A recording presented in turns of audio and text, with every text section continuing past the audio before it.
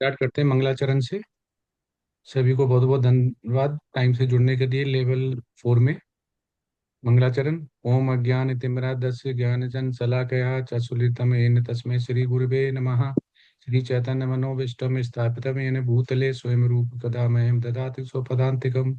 वन्देऽहं श्रीगुरो श्रीयुष्मद्कमलं श्रीगुरुं वैष्णवांचल श्रीरूपं साग्रजातं सद्गुरुलतापितं सजीवं साद्वैतं सावधूतं परिजनसहितं कृष्ण चैतन्य देवं श्री राधा कृष्ण पादान सद्गुरुलता श्री विशाखान्वितं। हे कृष्ण करुणा सिंधु दीनबंधु जगतपते गोपेश गोपिका कांत राधा कांत नमस्ते।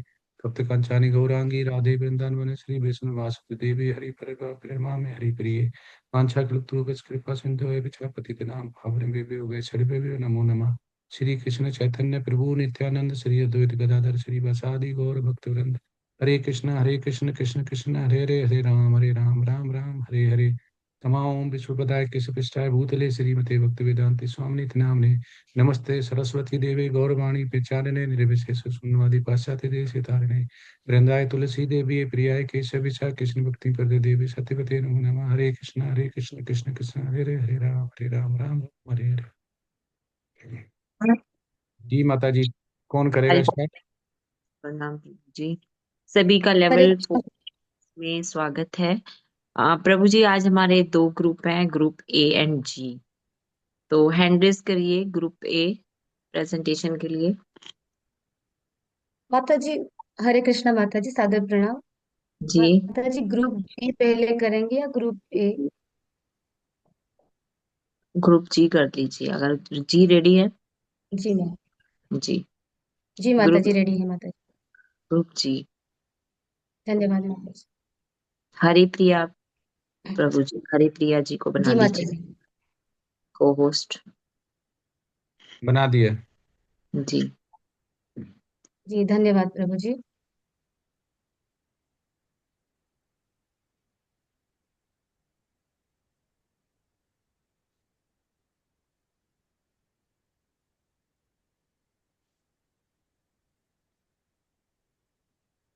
जी शो हो रही है माता जी। जी धन्यवाद माता जी। धन्यवाद प्रभु जी। जी। ओम नमो भगवते वासुदेवाय।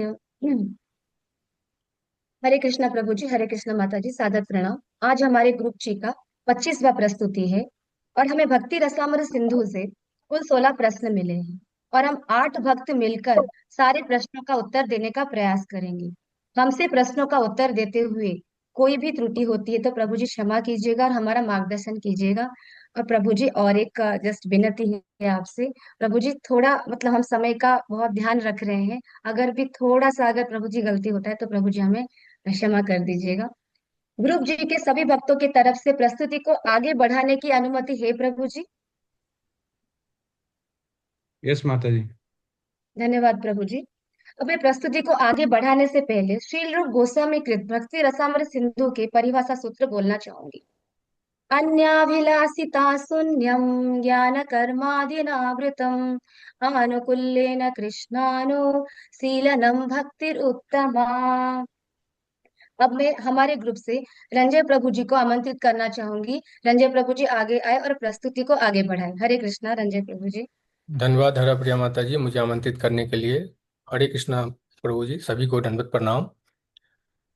मेरा प्रश्न इस प्रकार है। ओम नमो भगवते वासुदेवाय, ओम नमो भगवते वासुदेवाय, ओम नमो भगवते वासुदेवाय। मेरा प्रश्न इस प्रकार है। विभागों और लहरों सहित भक्ति रसामृत सिंधु का एक सिंहालोकन प्रस्तुत करें। मैं इस प्रश्न का उत्तर इस प्रकार देना चाहता हूँ। भक्ति रसामृत सिंधु जो दिव्य प्रेममय भक्ति कृष्ण प्रेम के एक विज्ञान का वर्णन करता है, इस ग्रंथ का संरचना मुख्य रूप से 4 विभागों में है, जिसे विभाग कहा जाता है, और इन विभागों के उपखंडों को लहर कहा जाता है। 4 विभाग इस प्रकार है। पूर्व विभाग यानी भक्ति के प्रकार, दक्षिण विभाग यानी भक्ति रस के अंग, पश्चिम विभाग यानी मुख्य भक्ति रस, उत्तर विभाग यानी गौण भक्ति रस। पूर्व विभाग की 4 लहरें इस प्रकार है। प्रथम लहर सामान्य भक्ति, द्वितीय लहर साधन भक्ति, तृतीय लहर भाव भक्ति, चतुर्थ लहर प्रेम भक्ति। दक्षिण विभाग यानी भक्ति रस के अंक की लहरें इस प्रकार है। विभाव, अनुभाव, सात्विक भाव, अस्थाई भाव। पश्चिम विभाग यानी मुख्य भक्ति रस, इसमें 5 रसों का वर्णन है। शांत रस, दास्य रस, सख्य रस, वात्सल्य रस और माधुरी रस। उत्तर विभाग यानी गौण भक्ति रस, यह विभाग उन रसों की चर्चा करता है जो विशेष परिस्थितियों में प्रकट होती है। इसी के साथ मैं अपनी वाणी को विराम देता हूँ और त्रुटि के लिए क्षमा प्रार्थी हूँ। आगे मैं आशीष प्रभु जी को आमंत्रित करता हूँ। हरे कृष्ण। आशीष प्रभु जी। धन्यवाद रणदीप प्रभु जी, मुझे आमंत्रित करने के लिए। हरे कृष्णा माता जी, हरे कृष्णा प्रभु जी, आदर प्रणाम। मेरा प्रश्न विस्तार है। स्पष्ट करें कि श्री कृष्ण, उनकी सामग्री और उनके लीलाओं के संबंध में निर्विशेषवादी लोग कभी कभी भक्तों को कैसे गलत समझते हैं। उत्तर, निर्विशेषवादी लोगों की गलत धारणा। निर्विशेषवादी लोग कभी कभी भगवान श्री कृष्ण की भक्ति सेवा को गलत समझते हैं, क्योंकि वे लोग भगवान श्री कृष्ण को निराकार और गुण नहीं मानते। निर्विशेषवादी लोग सोचते हैं कि भगवान श्री कृष्ण की भक्ति करने से व्यक्ति को भगवान के साथ एकता प्राप्त होती है, लेकिन वे ये नहीं समझ पाते कि श्री कृष्ण की भक्ति करने से व्यक्ति को भगवान के प्रेम और आनंद की प्राप्ति होती है। निर्विशेषवादी अक्सर श्री कृष्ण की लीलाओं और उनकी सामग्री को एक प्रतीकात्मक या अलंकारिक अर्थ में देखते हैं, न कि वास्तविक और व्यक्तिगत रूप से। ऐसे लोग सोचते हैं कि श्री कृष्ण की भक्ति करने से व्यक्ति को अपने अंदर के दिव्य गुण उजागर करना होता है, न कि श्री कृष्ण के साथ व्यक्ति का संबंध स्थापित करना। इस तरह निर्विशेषवादी लोग भक्ति सेवा को एक प्रकार का आत्म सुधार या आत्मज्ञान की प्रक्रिया मानते हैं, न कि भगवान के साथ प्रेम और भक्ति का संबंध है। इसी के साथ मैं अपनी वाणी को विराम देना चाहूंगा। उत्तर में किसी प्रकार से कोई क्षमा करे, मेरा मार्गदर्शन करे। मैं आगे की प्रश्न के लिए मिलन माता जी को बुलाना चाहूंगा। हरे कृष्ण मिलन माता जी। धन्यवाद प्रभु जी, मुझे आमंत्रित करने के लिए। हरे कृष्ण प्रभु जी, हरे कृष्ण माता जी, सभी को सादर प्रणाम। मेरा प्रश्न इस प्रकार है। भक्ति रसामृत सिंधु के अध्याय 1 से 1 के उचित संदर्भ में शुद्ध भक्ति सेवा की 6 विशेषताओं में से प्रत्येक को अपने शब्दों में समझाए और वे किन चरणों में प्रकट होती है। कृष्ण भावनामृत के अपने अभ्यास में शुद्ध भक्ति सेवा की 6 विशेषताओं की प्रासंगिकता पर चर्चा कीजिए। मैं इस प्रकार उत्तर देना चाहूंगी। शुद्ध भक्ति की महिमा का वर्णन करते हुए श्री रूप गोस्वामी जी पाद बताते हैं कि 6 विशेषता बताते हैं। क्लेशग्नि, साधक के जीवन में मानसिक क्लेश दूर होने लगते हैं। विशेषता, साधक भक्ति के आरंभिक चरण में प्रकट होती है। शुभदा, भक्ति सेवा से साधक को शुभ गुण, सदाचार, आध्यात्मिक उन्नति प्राप्त होती है। मोक्ष लघुताकृत, साधक के लिए मोक्ष नगण्य हो जाता है, वह केवल भगवान की सेवा को ही सर्वोच्च मानता है। यह विशेषता भाव भक्ति के चरण में प्रकट होती है। सुदुर्लभा, शुद्ध भक्ति प्राप्त करना बड़ा कठिन है, केवल भगवान की कृपा और गुरु के मार्गदर्शन से ही संभव है। विशेषता, भाव भक्ति और प्रेम भक्ति दोनों में दिखाई देती है। संद्रानंद विशेषात्मा, शुद्ध भक्ति सेवा में साधक के आनंद की तुलना किसी भौतिक सुख से नहीं की जा सकती। यह विशेषता प्रेम भक्ति में प्रकट होती है। श्री कृष्ण कर्षणी, शुद्ध भक्ति का सर्वोच्च चरण वह है जो स्वयं भक्त की शुद्ध भक्ति का सर्वोच्च चरण वह है जो कृष्ण स्वयं भक्त की ओर आकर्षित होते हैं। विशेषता, केवल प्रेम भक्ति में ही प्रकट होती है। कृष्ण भावनामृत अभ्यास में प्रासंगिकता, जप और कीर्तन से क्लेश दूर होते हैं, सेवा से शुभ गुण आते हैं, मोक्ष की इच्छा तुच्छ लगती है, निरंतर अभ्यास से दुर्लभ भक्ति प्राप्त होती है, प्रेम भक्ति में गहन आनंद मिलता है, अंततः कृष्ण स्वयं भक्त की ओर आकर्षित होते हैं। हरे कृष्ण, मेरी त्रुटियों को क्षमा कीजिए और मेरा मार्गदर्शन कीजिए। आगे मैं शैलजा माता जी को आमंत्रित करना चाहूंगी कि वे आए और अपनी प्रस्तुति देवें। हरे कृष्ण माता जी। धन्यवाद मिनल माता जी, मुझे आमंत्रित करने के लिए। हरे कृष्णा प्रभु जी, हरे कृष्णा माता जी, सादर प्रणाम। मेरा प्रश्न अध्याय 1 का दूसरा प्रश्न है, जो इस प्रकार है। प्रभुपाद जी की टिप्पणियों, उपयुक्त उपमाओं और अन्य प्रासंगिक शास्त्रों के संदर्भ में अपने शब्दों में पाप के 4 प्रकार के प्रभावों और शुद्ध भक्ति सेवा में सभी 4 प्रकार की पाप युक्त प्रतिक्रियाओं को समाप्त करने की शक्ति कैसे है, इसकी व्याख्या करें। मेरा उत्तर इस प्रकार है। रूप गोस्वामी द्वारा उद्धृत पद्म पुराण के अनुसार पाप कर्म की प्रतिक्रियाएं 4 स्तरों पर रहती हैं। पहला, अप्रारब्ध पाप, जो पाप अभी तक फल देने की अवस्था तक नहीं पहुंचा है, जैसे भविष्य में उत्पन्न होने वाली बीमारियां, दुख, कष्ट आदि। दूसरा, कूट पाप, बीज पकने जैसा गाढ़ा संस्कार, जो आगे चलकर फल देने वाला है। तीसरा, बीज पाप, वास्तव में यह कर्म बीज है जो उपयुक्त वातावरण होने पर आगे नए पाप कर्म उत्पन्न करता है। चौथा, प्रारब्ध पाप, जो पाप वर्तमान समय में फल दे रहे हैं, जैसे वर्तमान जन्म, देह, सुख, दुख, कष्ट आदि। शुद्ध भक्ति की शुद्धकारी शक्ति, भगवत गीता में भगवान स्वयं कहते हैं, सर्वधर्म परित्यज्य मामेकं शरणं व्रजा अहम ताम सर्व पापेभ्यो मोक्षयिष्यामि मा शुचा। अर्थात सभी प्रकार के धर्मों का परित्याग करो, मेरी शरण में आओ, मैं समस्त पापों से तुम्हारा उद्धार कर दूंगा। प्रभुपाद जी ने शुद्ध भक्ति को बीज के तलने के समान बताया है और यह बताया है कि शुद्ध भक्ति से पाप का पूरा स्टॉक जड़ से समाप्त हो जाता है। निष्कर्ष, शुद्ध भक्ति पाप की चारों अवस्थाओं को समाप्त कर देती है और भविष्य के पापों से भी बचाती है। अतः जीव को नित्य कृष्ण चेतना रस का पान करना चाहिए और कृष्ण भावना भावित रहना चाहिए। हरि बोल। उत्तर में हुई त्रुटियों के लिए क्षमा प्रार्थी हूँ। अब मैं आमंत्रित करना चाहूंगी पूजा माता जी आए और अपनी प्रस्तुति दें। बहुत बहुत धन्यवाद माता जी मुझे आमंत्रित करने के लिए। मेरा प्रश्न इस प्रकार से है। अध्याय 1 प्रश्न 3 पाठ से उदाहरण देकर स्पष्ट कीजिए कि शुद्ध भक्ति किस प्रकार कृष्ण को आकर्षित करती है। शुद्ध भक्ति जिसमें निस्वार्थ प्रेम और पूर्ण समर्पण होता है भगवान कृष्ण को हर तरह से आकर्षित करती है। जैसे कि पाठ में मीराबाई, सुदामा और प्रहलाद महाराज के उदाहरणों से दिखता है, जहां उन्होंने भौतिक इच्छाओं से परे जाकर कृष्ण को अपना सब कुछ समर्पित कर दिया। मीराबाई ने सांसारिक बंधनों को त्याग कर अपना पूरा जीवन कृष्ण प्रेम के लिए समर्पित कर दिया। उन्होंने कृष्ण को ही अपना पति माना और उनके लिए भजन रचे, जैसे पायो जी मैंने राम रतन धन पायो। उनकी निस्वार्थ भक्ति इतनी तीव्र थी कि उन्होंने विषपान भी कर लिया, लेकिन कृष्ण के प्रेम ने उन्हें बचा लिया। सुदामा एक गरीब ब्राह्मण थे, लेकिन कृष्ण के प्रति उनका प्रेम इतना अटूट था कि वे द्वारका जाकर भी कृष्ण से कुछ मांगने नहीं, बल्कि उनके साथ अपने बचपन की यादें साझा करने गए। कृष्ण ने उनका निस्वार्थ प्रेम और सादगी देखकर उन्हें अपार धन और संपत्ति प्रदान की। तीसरा उदाहरण प्रहलाद महाराज का कृष्ण के प्रति अविचल निष्ठा, जो हर हाल में नाम जाप, भौतिक इच्छाओं का त्याग और दूसरों के कल्याण की प्रार्थना भगवान को प्रसन्न करती है, जिससे वे स्वयं प्रकट होकर भक्त की रक्षा करते हैं और उसे परम सुख देते हैं। इन उदाहरणों से स्पष्ट है कि जब भक्ति व्यक्तिगत इच्छाओं से ऊपर उठकर केवल कृष्ण के लिए होती है, तो वह कृष्ण को सबसे अधिक आकर्षित करती है और उन्हें भक्त की रक्षा व प्रेम के लिए बाध्य कर देती है। मैं अपनी वाणी को यहीं विराम देती हूँ। मुझसे कुछ त्रुटि हो तो मुझे क्षमा कीजिए और मेरा मार्गदर्शन कीजिए। अब मैं देवेंद्र प्रभु जी को आमंत्रित करती हूँ कि वो आगे आकर अपनी प्रस्तुति को प्रस्तुत करें। हरे कृष्ण।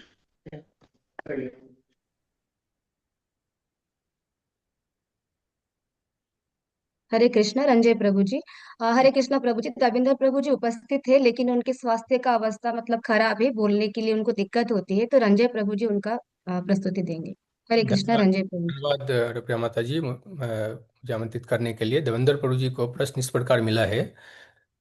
श्रीला प्रभुपाद के मिशन के संबंध में निम्नलिखित कथन के महत्व पर चर्चा करें। लेकिन निरंतरता न होने पर भी यदि केवल संयोग से कोई व्यक्ति शुद्ध भक्त की शिक्षा में रुचि लेता है तो उसे स्वीकार किया जा सकता है और वह भक्ति सेवा में आगे बढ़ सकता है। अपने उत्तर में अध्याय 2 से प्रासंगिक टिप्पणी का संदर्भ दें। इस प्रश्न का उत्तर इस प्रकार देने का प्रयास कर रहे हैं। श्रीला रूप गोस्वामी जी के अनुसार भक्ति मनुष्य के पूर्व जन्म से चली आ रही एक निरंतर प्रक्रिया है। श्रीला प्रभुपाद जी कहते हैं कि जिस बिंदु पर इस जीवन में भक्ति मैंने बंद की हो, अगले जीवन में पुनः वही बिंदु से भक्ति प्रारंभ होगा। अर्थात भगवान के प्रति भक्ति एक सतत प्रक्रिया है। इसकी पुष्टि भगवत गीता अध्याय 2 में श्लोका 40 से हुई है। श्री कृष्ण कहते हैं, भक्ति में किया गया थोड़ा सा प्रयास भी नष्ट नहीं होता। यदि कोई व्यक्ति भले ही निरंतर न हो पर संयोगवश शुद्ध भक्त की शिक्षा में रुचि ले ले तो वह भी आगे चलकर भक्ति में प्रगति कर सकता है। चैतन्य चरितामृत मध्य लीला अध्याय 24 में भी नारद मुनि जी और मृगाड़ी की कथा का उल्लेख है कि किस प्रकार नारद मुनि जी की कृपा से मृगाड़ी शुद्ध भक्त बन गया। निष्कर्ष इस प्रकार रहा, भक्ति में निरंतरता न होने पर भी यदि संयोग से कोई शुद्ध भक्त की कृपा मिल जाता है तो उसे स्वीकार किया जा सकता है और वो आगे बढ़ सकता है। इसी के साथ मैं अपनी वाणी को विराम देता हूँ और त्रुटि के लिए क्षमा प्रार्थी हूँ। आगे हरा प्रिया माता जी को आमंत्रित करना चाहता हूँ। बहुत बहुत धन्यवाद प्रभु जी। मेरा प्रश्न इस प्रकार भक्ति रसामृत सिंधु अध्याय 2 से इस प्रकार है। भक्ति रसामृत सिंधु अध्याय 2 के संदर्भ में साधना भक्ति व्यवहार में की जाने वाली भक्ति सेवा की प्रक्रिया को अपने शब्दों में स्पष्ट कीजिए। अपने उत्तर में वैधि और रागानुगा साधना भक्ति में अंतर स्पष्ट कीजिए। भक्ति की अमृत के अध्याय 2 से दी गई उपमाओं और प्रासंगिक टिप्पणियों की संदर्भ दें। इस प्रश्न का उत्तर इस प्रकार रहा। साधना भक्ति का अर्थ अपने विभिन्न इंद्रियों को कृष्ण की सेवा में लगाना और मन को श्री कृष्ण पर स्थिर करना। साधना भक्ति दो प्रकार के होते हैं, एक है वैदिक साधना भक्ति, दूसरा है रागानुगा भक्ति। वैदिक साधना भक्ति प्रामाणिक गुरु के मार्गदर्शन से शास्त्रों के अनुसार विधि विधानों का पालन करना होता है, जबकि रागानुगा भक्ति विधि विधानों का पालन करते हुए श्री कृष्ण के प्रति अधिक अनुरक्त होना और प्राकृतिक प्रेम उत्पन्न होना होता है। वैदिक साधना भक्ति अनिच्छा से और बिना तर्क से संपन्न करना होता है, जबकि रागानुगा भक्ति स्वतःस्फूर्त प्रेम जागृत होता है। इसका उदाहरण एक ले सकते हैं। जब एक शिशु चलने का अभ्यास करता है तो चलना उसके लिए स्वाभाविक है। थोड़े से अभ्यास से वो दौड़ने लगता है। ठीक उसी प्रकार प्रत्येक जीव का स्वभाव है कि वो भगवान श्री कृष्ण की सेवा करे। जीवेर स्वरूप है कृष्ण नित्य दास। ठीक उसी प्रकार भक्त को प्रारंभ में ब्रह्म मुहूर्त में उठना, मंगला आरती करना, सारे विधि विधानों का पालन करना होता है। पहले तो अनिच्छा से करता है, लेकिन बाद में उसमें मन में वास्तविक प्रेम जागृत होता है और वो स्वतः सारे विधि विधानों का पालन करता है। इन्हीं शब्दों के साथ मैं अपने वाणी को यहाँ पे विराम देती हूँ। प्रश्नों के उत्तर में त्रुटि के लिए क्षमा प्रार्थी हूँ। आगे की प्रस्तुति के लिए पूजा माता जी को आमंत्रित करना चाहूंगी। हरे कृष्णा। पूजा माता जी। बहुत बहुत धन्यवाद माता जी मुझे आमंत्रित करने के लिए। मेरा हरे कृष्णा प्रभु जी, हरे कृष्णा माता जी। मेरा प्रश्न है अध्याय 2 प्रश्न 3। समझाएं कि कैसे हमेशा कृष्ण का स्मरण करना और उन्हें कभी ना भूलना सभी नियमों और विनियमों का सार है। भक्ति अमृत के अध्याय 2 का संदर्भ दें। भक्ति अमृत में कहा गया है जहां पर परिस्थिति में कृष्ण का स्मरण सभी नियमित सिद्धांतों का मूल है और यह जप और नैतिक आचरण को स्वाभाविक रूप से प्रेरित करता है, जिससे भक्त कृष्ण से जुड़ते हैं और आध्यात्मिक आनंद प्राप्त करता है। जैसे कि उदाहरण में दिया है कि द्रौपदी जब भरी सभा में जब द्रौपदी को निवस्त्र किया जा रहा था, तब उन्होंने अपनी लाज बचाने के लिए किसी और को नहीं बल्कि केवल कृष्ण भगवान को ही पुकारा और उन्हें अपनी शरण में लिया। यह शुद्ध समर्पण और विश्वास था कि केवल कृष्ण ही उनकी रक्षा कर सकते हैं। इस प्रकार कृष्ण तुरंत प्रकट हुए और उन्हें वस्त्र प्रदान कर उनकी लाज बचाई। नियमों का सार। श्रील प्रभुपाद के अनुसार हमेशा कृष्ण को याद रखें और उन्हें कभी ना भूलें। आध्यात्मिक जीवन के 2 मुख्य स्तंभ हैं। कृष्ण को याद करने का अर्थ है उनके नाम का जप करना और उन्हें न भूलने का अर्थ है भक्ति के नियम जैसे 4 नियमित सिद्धांतों का पालन करना। सभी शास्त्र और नियमित सिद्धांत इस एक सिद्धांत के सहायक हैं। जब आप कृष्ण को हर पल याद करते हैं तो आप स्वाभाविक रूप से उनके नियमों का पालन करते हैं, जैसे कि शुद्ध जीवन जीना, झूठ न बोलना और दूसरों से प्रेम करना। पद्म पुराण कहता है किसी भी परिस्थिति में किसी क्षण भी कृष्ण का स्मरण करें और उन्हें कभी ना भूलें। संक्षेप में कृष्ण का निरंतर स्मरण केवल एक नियम नहीं बल्कि वह केंद्र बिंदु है जहां से सभी आध्यात्मिक नियम और कर्तव्य स्वाभाविक रूप से निकलते हैं और फलित होते हैं। मैं अपनी वाणी को यहीं विराम देती हूँ और मुझसे कुछ त्रुटि हो तो मुझे क्षमा कीजिए और मेरा मार्गदर्शन कीजिए। अब मैं जलेंद्र प्रभु जी को आमंत्रित करती हूँ कि वो आगे आकर अपनी प्रस्तुति को प्रस्तुत करें। हरे कृष्ण। बहुत बहुत धन्यवाद पूजा माता मुझे आमंत्रित करने के लिए। हरे कृष्ण प्रभु जी, हरे कृष्ण माता जी, सबको सारा प्रणाम। आज का मेरा प्रश्न है अध्याय 3 के संदर्भ में भक्तों के 3 वर्गों और उनकी संबंधित विशेषताओं का वर्णन करें। इस प्रश्न को उत्तर में इस प्रकार जानना चाहूंगा। प्रथम है सर्वोच्च श्रेणी का भक्त। ऐसा भक्त शास्त्रों के आधार पर तर्क करने में अत्यंत प्रबल होता है। भक्त की विधियों पर निर्णयात्मक रूप से विचार कर सकता है, पूर्ण विवेक के साथ अपने निष्कर्ष प्रस्तुत कर सकता है। वह अच्छी तरह जानता है कि जीवन का परम लक्ष्य कृष्ण प्रेम भक्ति प्राप्त करना ही है। वह भक्ति के विधानों का और गुरु के आज्ञा का पालन करता है। दूसरी श्रेणी का भक्त। ऐसा भक्त शास्त्रों के आधार पर तर्क करने में निपुण नहीं होता, लेकिन उसे अपने लक्ष्य में दृढ़ विश्वास रहता है। यदि भक्त में तो दृढ़ विश्वास रहता है, लेकिन कभी कभी अपने लक्ष्य को शास्त्रों के बल पर अपना तर्क व निर्णय देने में असफल हो सकता है। इस तरह तीसरी श्रेणी का भक्त। तीसरी श्रेणी के भक्त का न तो विश्वास प्रबल होता है, न शास्त्रों के निर्णय मानता है। नवदृष्टि का विश्वास उसका पूरा करने वाले के द्वारा या विपरीत निर्णय के द्वारा बदला जा सकता है। नवदृष्टि को अपने लक्ष्य में निष्ठा नहीं होती, जबकि दूसरी श्रेणी का भक्त तर्क या प्रमाण प्रस्तुत कर पाने पर ही अपने लक्ष्य में पूरी निष्ठा बनाए रखता है। इसी के साथ मैं अपने वाणी को विराम देता हूँ। मेरे प्रश्नों को त्रुटि हो क्षमा करेंगे, मेरा मार्गदर्शन करेंगे। अब मैं अगली प्रस्तुति के लिए साझा माता को कमेंट करना चाहता हूँ। साझा माता यहाँ प्रस्तुति आगे बढ़े। हरे हरे कृष्ण।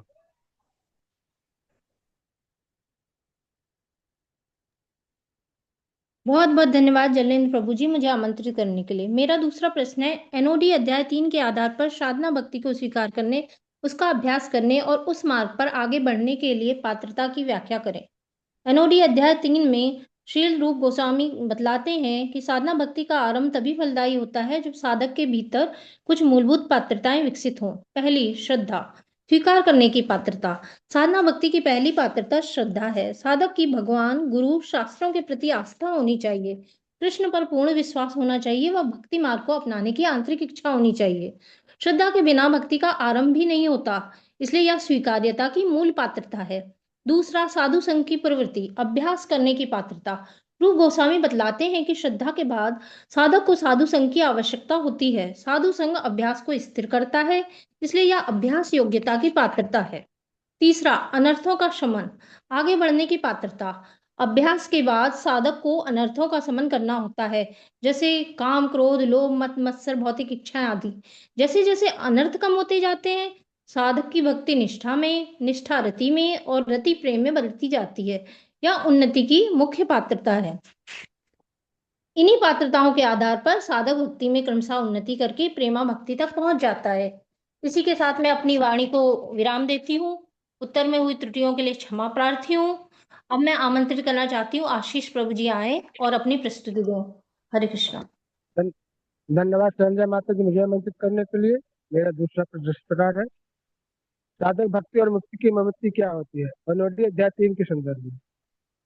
साधक भक्ति और मुक्ति की मनोवृत्ति।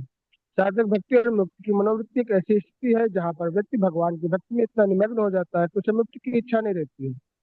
यह स्थिति तब प्राप्त होती है जब व्यक्ति भगवान के प्रेम में पूरी तरह डूब जाता है, उसके लिए भगवान के अलावा कुछ भी नहीं रहता है। इस स्थिति में व्यक्ति को भगवान की भक्ति करने में असीम आनंद और शांति मिलती है और वह भगवान के साथ एक गहरा और व्यक्तिगत संबंध स्थापित करता है। वह भगवान की इच्छा को ही अपनी इच्छा मानता है और भगवान के लिए कुछ भी करने के लिए तैयार रहता है। कनोडी अध्याय 3 के संदर्भ में। कनोडी अध्याय 3 में श्री प्रभुपाद जी बताते हैं कि साधक भक्ति और मुक्ति की मनोवृत्ति एक ऐसी स्थिति है जहाँ पर व्यक्ति भगवान की भक्ति में इतना निमग्न हो जाता है उसे मुक्ति की इच्छा नहीं रहती है। वो कहते हैं कि जब व्यक्ति भगवान के प्रेम में पूरी तरह डूब जाता है तो वह भगवान के साथ एक गहरा और व्यक्तिगत संबंध स्थापित कर लेता है और भगवान को इच्छा को ही अपनी इच्छा मानता है। शिक्षक में अपने वर्ड को विराम देना चाहूंगा। उत्तर में किसी प्रकार का त्रुटि हुई तो मुझे क्षमा करें। अब मैं आगे की प्रस्तुति के लिए जलेंद्र प्रभु जी को आमंत्रित करूंगा। हरे कृष्णा जलेंद्र प्रभु जी। बहुत बहुत धन्यवाद प्रभु जी मुझे आमंत्रित करने के लिए। हरे कृष्ण प्रभु जी, हरे कृष्ण माता जी, सबको सादर प्रणाम। मेरा दूसरा प्रश्न है, भक्ति करते समय यदि भक्त गिर जाए तो उसे क्या करना चाहिए? इस प्रश्न को मैं देना चाहूंगा। श्रील रूप गोस्वामी के अनुसार नियमित उससे भक्त करते रहने पर गिरने का प्रश्न ही नहीं उठता, किंतु परिस्थितिवश यदि पतन हो ही जाए तो वैष्णव को प्रायश्चित या शुद्ध विधान नहीं करना होता है। उसे सिर्फ हमारे गुरु के मार्गदर्शन में भक्ति के नियमों का पालन और साधुसंग करना ही पर्याप्त होता है। वैष्णव संप्रदाय का यही रहस्य है। उदाहरणार्थ, हम सब जगभर की कथा से अवगत हैं, जिसका उल्लेख श्रीमद् भागवतम के स्कंद 5 में हुआ है। किस तरह एक श्रावक के प्रति मुखरस्त होने के कारण उनका पतन होता है और अपने अगले जन्म में वह हिरोणी में जन्म लेते हैं। फिर उन्हें अपने पूर्व जन्म का याद रहता है।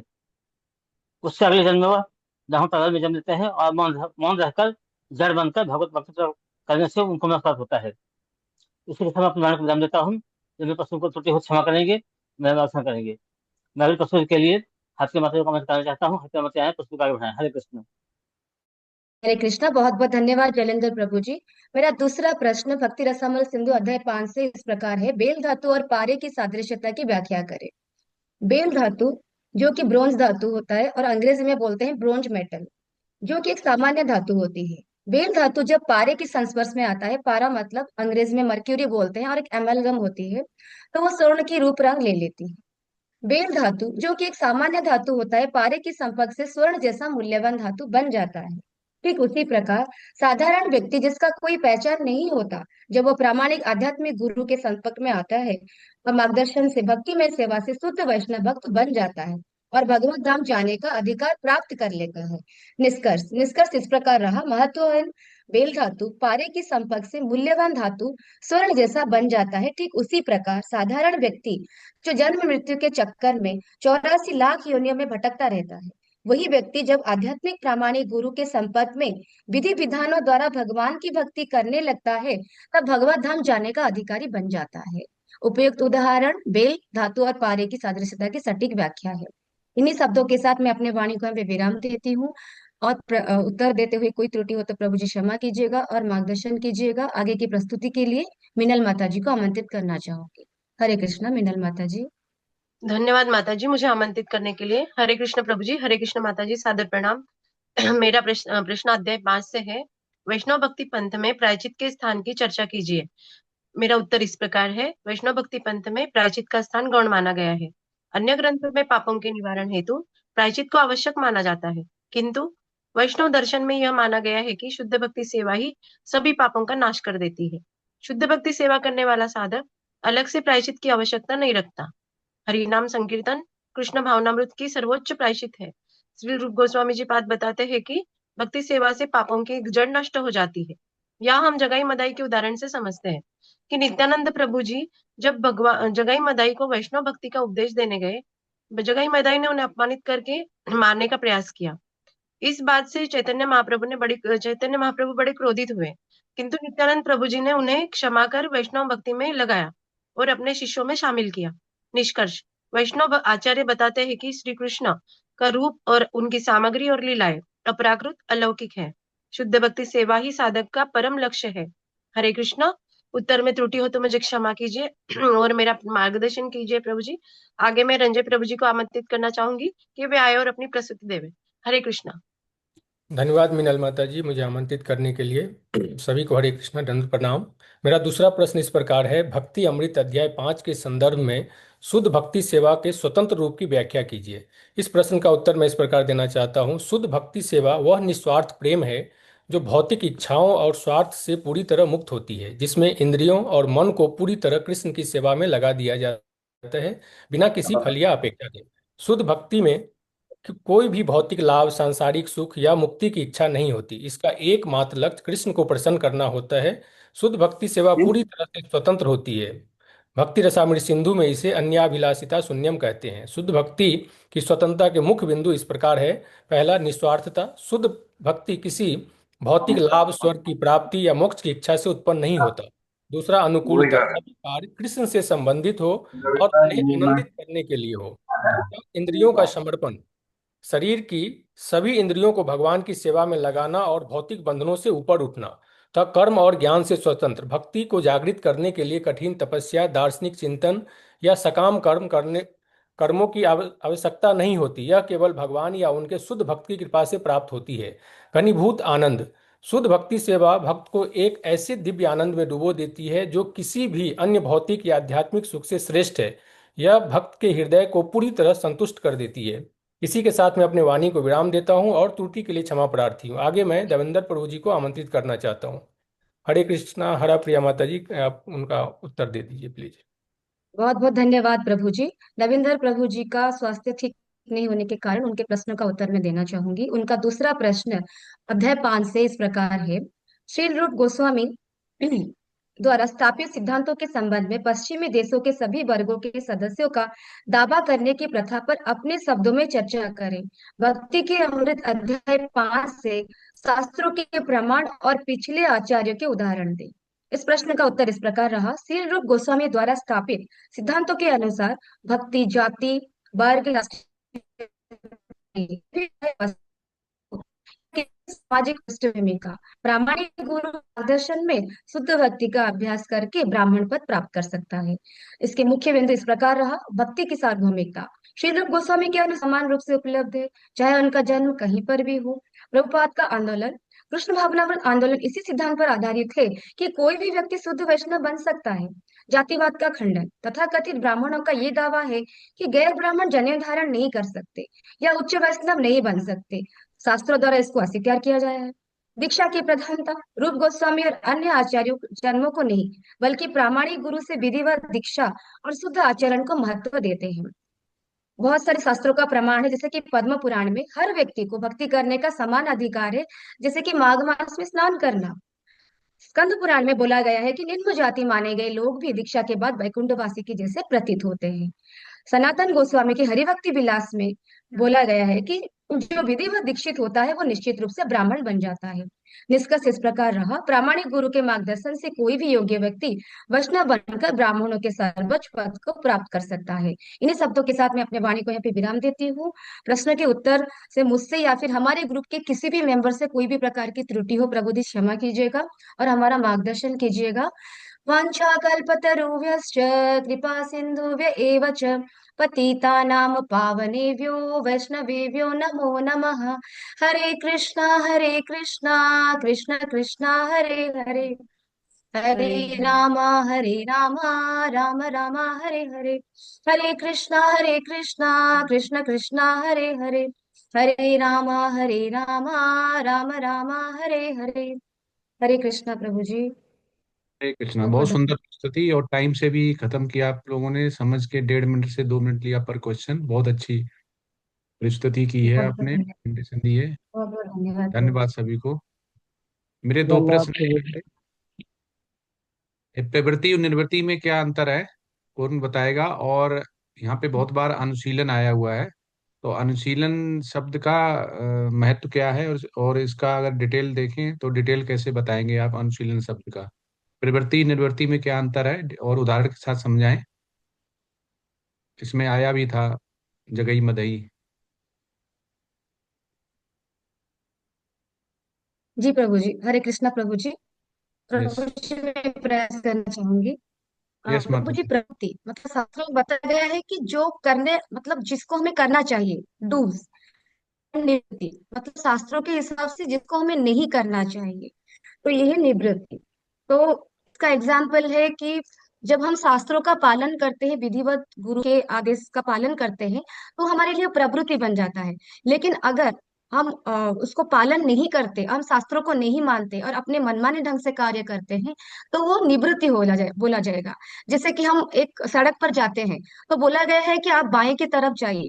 अगर हम बाएं की तरफ जाते हैं तो क्लोज करते हैं रूल का रेगुलेशन। अगर हम दाहिने तरफ जाएंगे, अपने मनमानी ढंग से करेंगे, तो एक्सीडेंट होना ही है। तो हरे कृष्ण प्रभु जी। Yes yes. हाँ, सही बहस के बताया। हैं प्रभु उदाहरण का हो सकता है प्रवृत्ति का, आपने सही बताया कि स्वीकार करना, सुबह मंगल आरती करना, भगवान का जप करना, भागवत श्रवण जितने भी हैं ये सब प्रवृत्ति में आएंगे। निवृत्ति में आएंगे नाम अपराध, धाम अपराध, सेवा अपराध। इनसे सबसे हमेशा बचना चाहिए। तो निवृत्ति हो गया भक्ति के लिए, जो भी भक्ति के लिए भक्त का प्रतिकूल को स्वीकार ना करना, मतलब अस्वीकार कर देना। तो अस्वीकार कर देना में उदाहरण क्या आएंगे, जिसमें कि नाम अपराध आएगा, अभी अगर हम भक्त हैं तो नाम अपराध आएगा, सेवा अपराध आएगा। इनसे हमें बचना चाहिए। प्रवृत्ति जो होता है भक्ति के लिए अनुकूल होता है, उसको हमें स्वीकार करना चाहिए। जैसे सुबह मंगल आरती करना, जपा करना, भगवान का नाम जप करना, भागवत का श्रवण करना, और कहीं पे भी भागवत कथा हो रही है उसका श्रवण करना। दूसरा प्रश्न है अनुशीलन का शब्द का महत्व और इसका डिटेल उदाहरण के साथ। हाँ प्रभु जी मैं प्रयास करती हूँ। जी जी प्रभु जी करिए। हरे कृष्ण प्रभु जी, मैं इसका प्रयास करता हूँ देने का। अनुशीलन का जो अर्थ होता है, पूर्व गुरुओं का अनुसरण करना और उनके मार्गदर्शन पे आगे भक्ति करना। हरे तो कृष्ण। प्रभु जी हाँ मैं जी। ऐड करना चाहूंगी कि अनुशीलन, जैसे कि प्रभु जी ने बताया कि हमें अनुकरण नहीं करना है। हमारे जो पूर्ववर्ती आचार्य रह गए हैं और उन्होंने जो दिया है, हमें उनका ही मतलब अनुसरण करना है। सारे विधि अगर हम अनुसरण करते हैं तब हम भगवत धाम जाने के लिए अधिकारी बन सकते हैं। तो पहले तो हमें ये नहीं मतलब अनिच्छा से होता है, लेकिन बाद में हमें ये जब विधिवत पालन करते हैं, अनुसरण करते हैं, तो अनुशीलन होके करते हैं, तो हम भक्ति में आगे बढ़ते हैं और भगवान की सेवा करने की योग्य बनते हैं, पात्र पात्र बन जाते हैं। हरे कृष्ण प्रभु जी। हरे कृष्ण। और कोई इसमें ऐड करेगा? तो ये जो अनुशीलन है वो दो शब्द से मिलके बना हुआ है, एक अनु प्लस शीलन। अनु क्या होता है? अनु होता है अनुसरण करना, या बारंबार करना, निरंतर करना। और किनका करना? गुरु और आचार्यों के पथ का अनुसरण करना। तो अनु हो गया। शीलन हो गया पूजा करना, ध्यान करना, श्रवण करना, सेवा करना। सेवा करना हो गया तो इसमें उदाहरण कितने आ जाएंगे कि मन से करना, बाड़ी से करना, या शरीर से करना। इतनी तरह से हम सेवा कर सकते हैं। अथा तो इसका उदाहरण क्या हो गया कि गुरु के आदेश के अनुसार हमेशा हमें भक्ति के लिए नियमों का पालन करना है, और जो भी हमारे गुरुओं ने बताया हुआ है, शिक्षा गुरु दीक्षा गुरु ने बताया, उसका हमें बिल्कुल प्रेम पूर्वक मन वाणी और शरीर से भगवान के लिए प्रसन्नता पूर्वक सेवा करना है। ये हो गया। हरे कृष्णा। बहुत अच्छा प्रस्तुति, बहुत अच्छे क्वेश्चन का आंसर दिया आप लोगों ने। अच्छे से आपकी भक्ति व्याख्या हो रही है लग रहा है मुझे, और टाइम आपके से आपने आशीर्वाद काम प्रभु जी, किया है। सभी भक्तों के आशीर्वाद। और प्रभु जी, हमने बहुत प्रयास किया क्योंकि 8 डिवोटी थे और टाइम का इतना था, तो हम नहीं, इससे कैसे पता बोल चलता पाए आपकी भक्ति हम। परीक्षा अच्छी हो रही। माता जी धन्यवाद। यही होता है भगवान बहुत के बहुत लिए। धन्यवाद। भगवान के लिए स्टडी कर रहे हैं हम अपने लिए। इसमें कोई मेटलिस्टिक नहीं, ना तो मुझे सैलरी मिल रही है, ना आपको पैसा मिल रहा है। जी जी। ये सब भगवान के लिए कर रहे हैं कि हम सब भगवत धाम अपने घर, जहाँ से हमने अपनी इच्छा की व्यक्त की और यहाँ पे आ गए हैं, तो इस हम दुखालय से कैसे भगवान के पास जा पाए। तो जितनी अच्छी से आप करेंगे, इसमें कोई कंपटीशन नहीं है, कोई ऐसा नहीं है कि टाइम कम कम बोला गया, क्योंकि हमें पॉइंट टू पॉइंट भगवान का समझना है। हम जितना ज्यादा उसको डिटेल में बताएंगे, उसमें से उसका महत्व निकल जाता है। तो इम्पोर्टेंट इम्पोर्टेंट पॉइंट रखने हैं। आपने बहुत अच्छी प्रस्तुति दी, टाइम से खत्म किया है। इससे ये लगता है कि आपकी भक्ति परीक्षा सही हो रही है, क्योंकि अगर भक्ति परीक्षा सही नहीं होती तो अभी ये टाइम से खत्म नहीं हो पाता और क्वेश्चन के आंसर भी नहीं आ पाते। तो आपने बहुत अच्छी प्रस्तुति दी, और क्वेश्चन के आंसर भी बहुत ही ढंग से, और जैसे कि स्टडी की हुई वैसा लगता है। और ये स्टडी किसके लिए? भगवान के लिए स्वयं है। तो अभी जिस बहुत बहुत जैसे आया था धन्यवाद। अनुशीलन करना, तो शीलन मतलब यही हो गया कि हमें पाठ करना है, श्रवण करना है, और उसी को हमें आगे लेके जाना है। हरे कृष्णा। अब अगली प्रस्तुति लेते हैं। धन्यवाद। हरे कृष्णा प्रभु जी। Group A, please raise your hand. प्रभु जी, आदित्य प्रभु जी को बना दीजिए को होस्ट। आदित्य प्रभु जी स्क्रीन शेयरिंग करेंगे। बना दिया।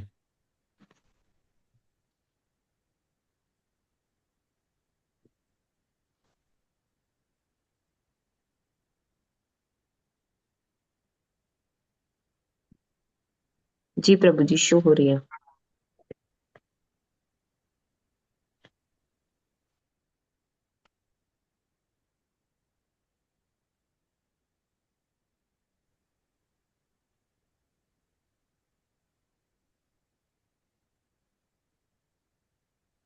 यस, स्टार्ट करें प्रभु जी।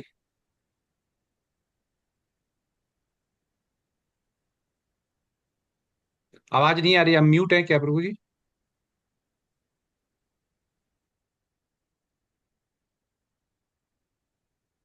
अभी भी नहीं आ रही? किसी और को आ रही? मुझे तो नहीं आ रही है। नहीं आ रही है प्रभु नहीं जी। आ रही प्रभु जी।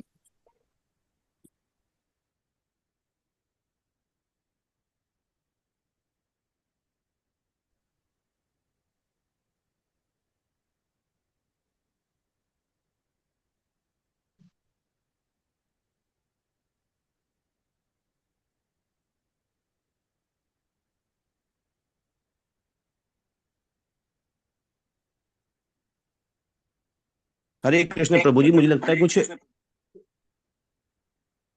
मिनट, मैं अपने लैपटॉप की आवाज म्यूट कर लेता हूँ। हरे कृष्ण प्रभु जी, अभी आवाज आ रही है? हाँ, यस यस। इसलिए मुझे लग रहा है कुछ लैपटॉप में कुछ इशू है, तो मैं फोन से बोल रहा हूँ और लैपटॉप से प्रेजेंटेशन दिखा रहा हूँ। हरे यस कृष्णा, यस। सभी को दंडवत प्रणाम। आज की प्रेजेंटेशन संख्या 27 में ग्रुप ए की ओर से आप सभी का स्वागत है। आज की इस प्रेजेंटेशन में कुल 24 प्रश्न जो है वो हमें, सॉरी 12 प्रश्न हमें दिए गए हैं। हर भक्त को दो दो प्रश्न आए हैं, और हम अपनी सामर्थ्य और समझ के अनुसार इनका उत्तर देने का प्रयास करेंगे, और कोशिश करेंगे कि समय का भी हम लोग पूरा ध्यान रखें ताकि डिले ना हो इसमें। तो प्रभु जी, आपकी मुझे अनुमति चाहिए आज के प्रेजेंटेशन को प्रारंभ यस करने के लिए। यस यस प्रभु जी। हरे कृष्ण। ओम नमो भगवते वासुदेवाय। ओम नमो भगवते वासुदेवाय। ओम नमो भगवते वासुदेवाय।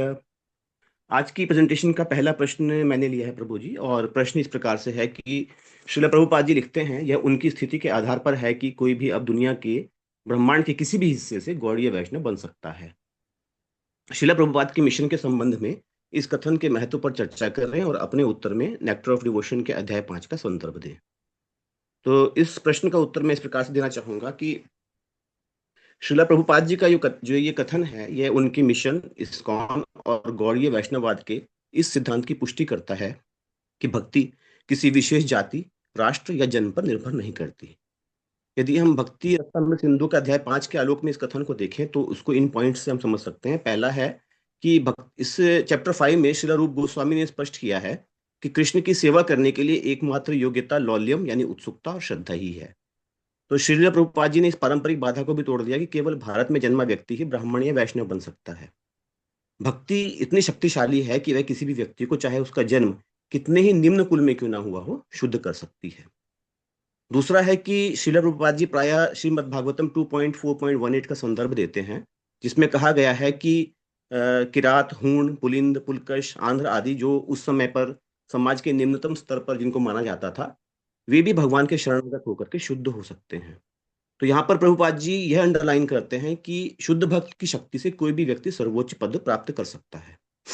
तीसरा है, चैतन्य महाप्रभु ने कहा था, पृथ्वी ते आछे यत नगरादि ग्राम सर्वत्र प्रचार हैबे मोर नाम, यानी पृथ्वी के हर शहर और गांव में मेरे नाम का प्रचार होगा। तो प्रभुपाद जी का जो ये कथन है कि कोई भी दुनिया के किसी भी हिस्से से वैष्णव बन सकता है, वास्तव में महाप्रभु चैतन्य महाप्रभु की इसी इच्छा को साबित करता है। और अब जो इसमें अंतिम पॉइंट है वो है गौड़ीय वैष्णववाद का वैश्वीकरण। और प्रभुपाद जी का जो मिशन था उसका मुख्य उद्देश्य यह भी सिद्ध करना था कि जीव का जो स्वरूप है, नित्य स्वरूप है, वो भगवान श्री कृष्ण का नित्य दास है। चूंकि आत्मा का कोई रंग, देश, कुल या भेद नहीं होता, इसलिए भक्ति की विधि भी सार्वभौमिक होनी चाहिए। और कृष्ण भावनामृत जो है वो अपने आप में एक स्वतंत्र विज्ञान है। तो इसलिए हम इसका कंक्लूजन यह निकाल सकते हैं कि जो भक्ति रसामृत सिंधु का अध्याय 5 है वो हमें यह सिखाता है कि जो भी कोई भक्ति के नियमों का पालन करता है वह वैष्णव बनने का पूर्ण अधिकारी है, चाहे उसका अतीत कैसा भी रहा हो। साथ ही इसी चैप्टर से दूसरा प्रश्न भी मैंने ही लिया प्रभु जी, और यह प्रश्न है कि करभजन मुनि के कथन, मेरे प्रिय राजा, यदि कोई अपने व्यवसायिक कर्तव्यों को छोड़ देता है तो इस कथन की भक्तों द्वारा संभावित गलत उपयोग पर चर्चा करें और उचित आवेदन की व्याख्या करें। ये श्लोक श्रीमद् भागवतम 11.5.41 में है, जिसे करभजन मुनि ने राजा निमि को कहा था, और उन्होंने उसमें यह दर्शाया था कि भक्ति मार्ग में यह अत्यंत महत्वपूर्ण है। इसमें नेक्टर ऑफ डिवोशन में चैप्टर 5 में चर्चा विस्तार से की गई है, जिसमें श्लोक का अर्थ है, हे राजन, जिसने अन्य समस्त कर्तव्यों को त्याग कर भगवान श्री कृष्ण की शरण ले ली है, वह न तो देवताओं का, न ऋषियों का, न ही सामान्य जनों का या पितरों इत्यादि का ऋणी रहता है। लेकिन कभी कभी हम देखते हैं कि अल्पज्ञानी भक्त या नवोदित भक्त जो है वो अक्सर गलती कर बैठते हैं। और मुख्य रूप से जो गलतियां हैं, पहली तो है जिम्मेदारी से भागना। कुछ अल्पज्ञ भक्त अपने परिवार, बच्चों या वृद्ध माता पिता इत्यादि को केवल इसलिए छोड़ देते हैं क्योंकि वे भक्ति करना चाहते हैं। एक्चुअल में वे इसे पलायनवाद के ढाल के रूप में इस्तेमाल करते हैं। दूसरा है अहंकार। कुछ अल्पज्ञ भक्तों में नकली अहंकार आ जाता है और वह सोचने लगते हैं कि क्योंकि वे भगवान की शरण में हैं, इसलिए वे समाज के नियमों से ऊपर हैं और उन्हें किसी के प्रति सम्मान या शिष्टाचार निभाने की आवश्यकता नहीं है। और तीसरा आता है नकली त्याग। हृदय में भौतिक इच्छाएं होने के बाद भी बाहरी तौर पर कर्तव्यों का त्याग करना जो है मिथ्याचार कहलाता है या फल्गु वैराग्य कहलाता है, और अल्पज्ञ भक्त कई बार इसका भी शिकार हो जाते हैं। लेकिन प्रभुपाद जी ने इसकी एक उचित व्याख्या की है और उचित आवेदन किया है। उसको हम इस प्रकार से समझ सकते हैं कि यह श्लोक एक्चुअल में सिर्फ उन्हीं व्यक्तियों पर लागू होता है जिन्होंने पूर्णतः यानी 100% भगवान कृष्ण की शरण ले ली है। यदि कोई व्यक्ति अभी भी अपनी इंद्रिय तुष्टि के लिए प्रयास कर रहा है तो वह अभी भी देवताओं, ऋषियों और पितरों का ऋणी है और उसे अपने वर्णाश्रम धर्म के कर्तव्यों का पालन करना ही होगा। दूसरा है कि भक्ति का अर्थ केवल कर्तव्यों का त्याग करना नहीं है, बल्कि उन्हें कृष्ण के लिए करना है। जैसे अर्जुन ने जब युद्ध किया था तो भगवान कृष्ण के लिए युद्ध किया था। फिर तीसरा इसमें है कि ऋणों से मुक्ति कैसे होगी। जिस प्रकार से किसी वृक्ष की जड़ में पानी डालने से टहनी और पत्तों को स्वतः पोषण मिल जाता है, उसी प्रकार कृष्ण की सेवा करने से भी सभी ऋण जो है वो स्वतः ही समाप्त हो जाते हैं। इसका अर्थ यह हुआ कि हम यदि भगवान श्री कृष्ण की सेवा कर रहे हैं तो में ही समाज और मानवता की भी सबसे बड़ी सेवा कर रहे हैं। और जो सबसे इंपॉर्टेंट पॉइंट है वो इसमें है श्रीला प्रभुपाद जी का व्यवहारिक दृष्टिकोण, जिसमें प्रभुपाद जी ने सिखाया था कि एक गृहस्थ भक्त को अपने व्यवसायिक और पारिवारिक कर्तव्यों को भगवान कृष्ण की प्रति भावनामृत से निभाना चाहिए। त्याग हृदय से होना चाहिए, न कि केवल बाहरी कार्यों से। तो हम कंक्लूजन यह निकाल सकते हैं कि करभजन मुनि का यह कथन उन लोगों के लिए एक आश्वासन है जो पूरी तरह भगवान कृष्ण को समर्पित हैं, न कि उन लोगों के लिए कोई बहाना जो अपनी जिम्मेदारियों से बचना चाहते हैं। हरे कृष्ण। अब मैं अपने दोनों प्रश्न के उत्तर देने के पश्चात अगले प्रश्न को का आंसर देने के लिए कुहू माता जी को सादर आमंत्रित करता हूँ। हरे कृष्ण कुहू माता जी। हरे कृष्णा प्रभु जी, हरे कृष्णा प्रभु जी, माता जी। जय श्री प्रभुपाद की जय। मुझे अध्याय 6 से 2 प्रश्नों मिला है। मेरा पहला प्रश्न है, साधना के प्रथम 20 मंदों से कौन से सबसे महत्वपूर्ण माने जाते हैं? श्री रूप गोस्वामी का उल्लेख है कि उनके अग्रजों सनातन गोस्वामी ने वैष्णवों के मार्गदर्शन के लिए हरि भक्ति विलास का संकलन करके वैष्णवों द्वारा आचरण की योग्य अनेक विधि विधानों का वर्णन किए हैं। उनमें से कुछ बहुत महत्वपूर्ण और प्रमुख है। प्रारंभिक दशा में पहले 10 अंगों का पालन करने से कनिष्ठ भक्त शीघ्र कृष्ण भावना में पर्याप्त उन्नति कर लेता है। इसके बाद 10 अंगों का पालन किए बिना साधना भक्ति की प्राप्ति कभी नहीं हो सकती। कुल मिलाकर श्री रूप गोस्वामी ने 20 साधन बताए हैं। ये सभी महत्वपूर्ण है, लेकिन इस 20 में से पहले 3 गुरुपाद आश्रय, दीक्षा, श्रद्धा भाव सहित गुरु सेवा, ये सबसे महत्वपूर्ण माने जाते हैं। हरे कृष्णा। अभी मेरा द्वितीय प्रश्न इस तरह है, भक्ति के अमृत का अध्याय 6 में उल्लिखित सिद्धांतों और विवरण के बीच अंतर स्पष्ट करे। इस्कॉन के भविष्य के लिए विकास के लिए इस भेदों के महत्व पर चर्चा करें। अपने उत्तर में भक्ति अमृत अध्याय 6 का उचित संदर्भ दे। हरे कृष्णा। अभी मेरा उत्तर इस प्रकार है, भक्ति का 64 अंग है। पहले 10 विधान भक्ति में प्रारंभिक है, इसके बाद 10 और अंग है, 44 अतिरिक्त अंग है। अस्तु साधना भक्ति के कुल मिलाकर 64 साधन है। इससे अर्चन, श्रीमद् भागवत श्रवण, भक्तों का सत्संग, नाम संकीर्तन तथा मथुरावास, ये 5 प्रधान है। भक्ति के उपयुक्त 64 साधन में कायिक, वाचिक और मानसिक सब क्रियाओं में आ जाती है। ये भक्ति की विधि है कि संपूर्ण इंद्रिया भगवत सेवा की परायण हो। ये कैसे किया जाए, इसके प्रकार का निरूपण इन 64 साधन में है। इसके बाद श्रील रूप गोस्वामी नाना शास्त्रों में इनसे कतिपय साधनों के प्रमाण प्रस्तुत किए हैं। इस्कॉन के भविष्य के विकास के लिए प्रभुपाद जी ने शास्त्रों के अनुसार चलने का आदेश दिए हैं। हमें प्रभुपाद का सिद्धांत का अनुसरण करना चाहिए, तो ही हमारा भविष्य उन्नति होगा। हरे कृष्णा। अभी मैं मेरे जीवा को यही पर विराम देते हुए अवंतिका माता जी को आमंत्रण करती हूँ और उन्हें अगले प्रश्न पूछ के फिर कार्यों को आगे बढ़ाने के लिए अनुरोध करती हूँ। हरे कृष्णा अवंतिका माता जी। धन्यवाद कुहू माता जी। मुझे आज की प्रस्तुति के लिए 2 प्रश्न मिले हैं। मेरा पहला प्रश्न है, अध्याय 7 में वर्णित गुरु की कुछ योग्यताओं की सूची बनाइए। इसका उत्तर हम इस प्रकार देना चाहेंगे। सर्वप्रथम गुरु की पात्रता यही है कि उसे विवेचन तथा तर्क द्वारा शास्त्रों के निष्कर्षों से अवगत होना चाहिए और अन्यों को इन निष्कर्षों के प्रति आश्वस्त कर सकना चाहिए। ऐसे महापुरुष जो पूरी तरह से भौतिक कलमश से मुक्त हैं और जिन्होंने समस्त सांसारिक कामनाओं को त्याग करके भगवान की शरण ग्रहण की है, उन्हें ही प्रमाणिक गुरु समझना चाहिए। अगर किसी के कई शिष्य हैं और उनमें से यदि कोई शिष्य उसके लिए प्रेमवश या आदरवश कोई कार्य करता है, तो गुरु को चाहिए कि वो उस शिष्य के प्रति अनुग्रहित न हो जाए।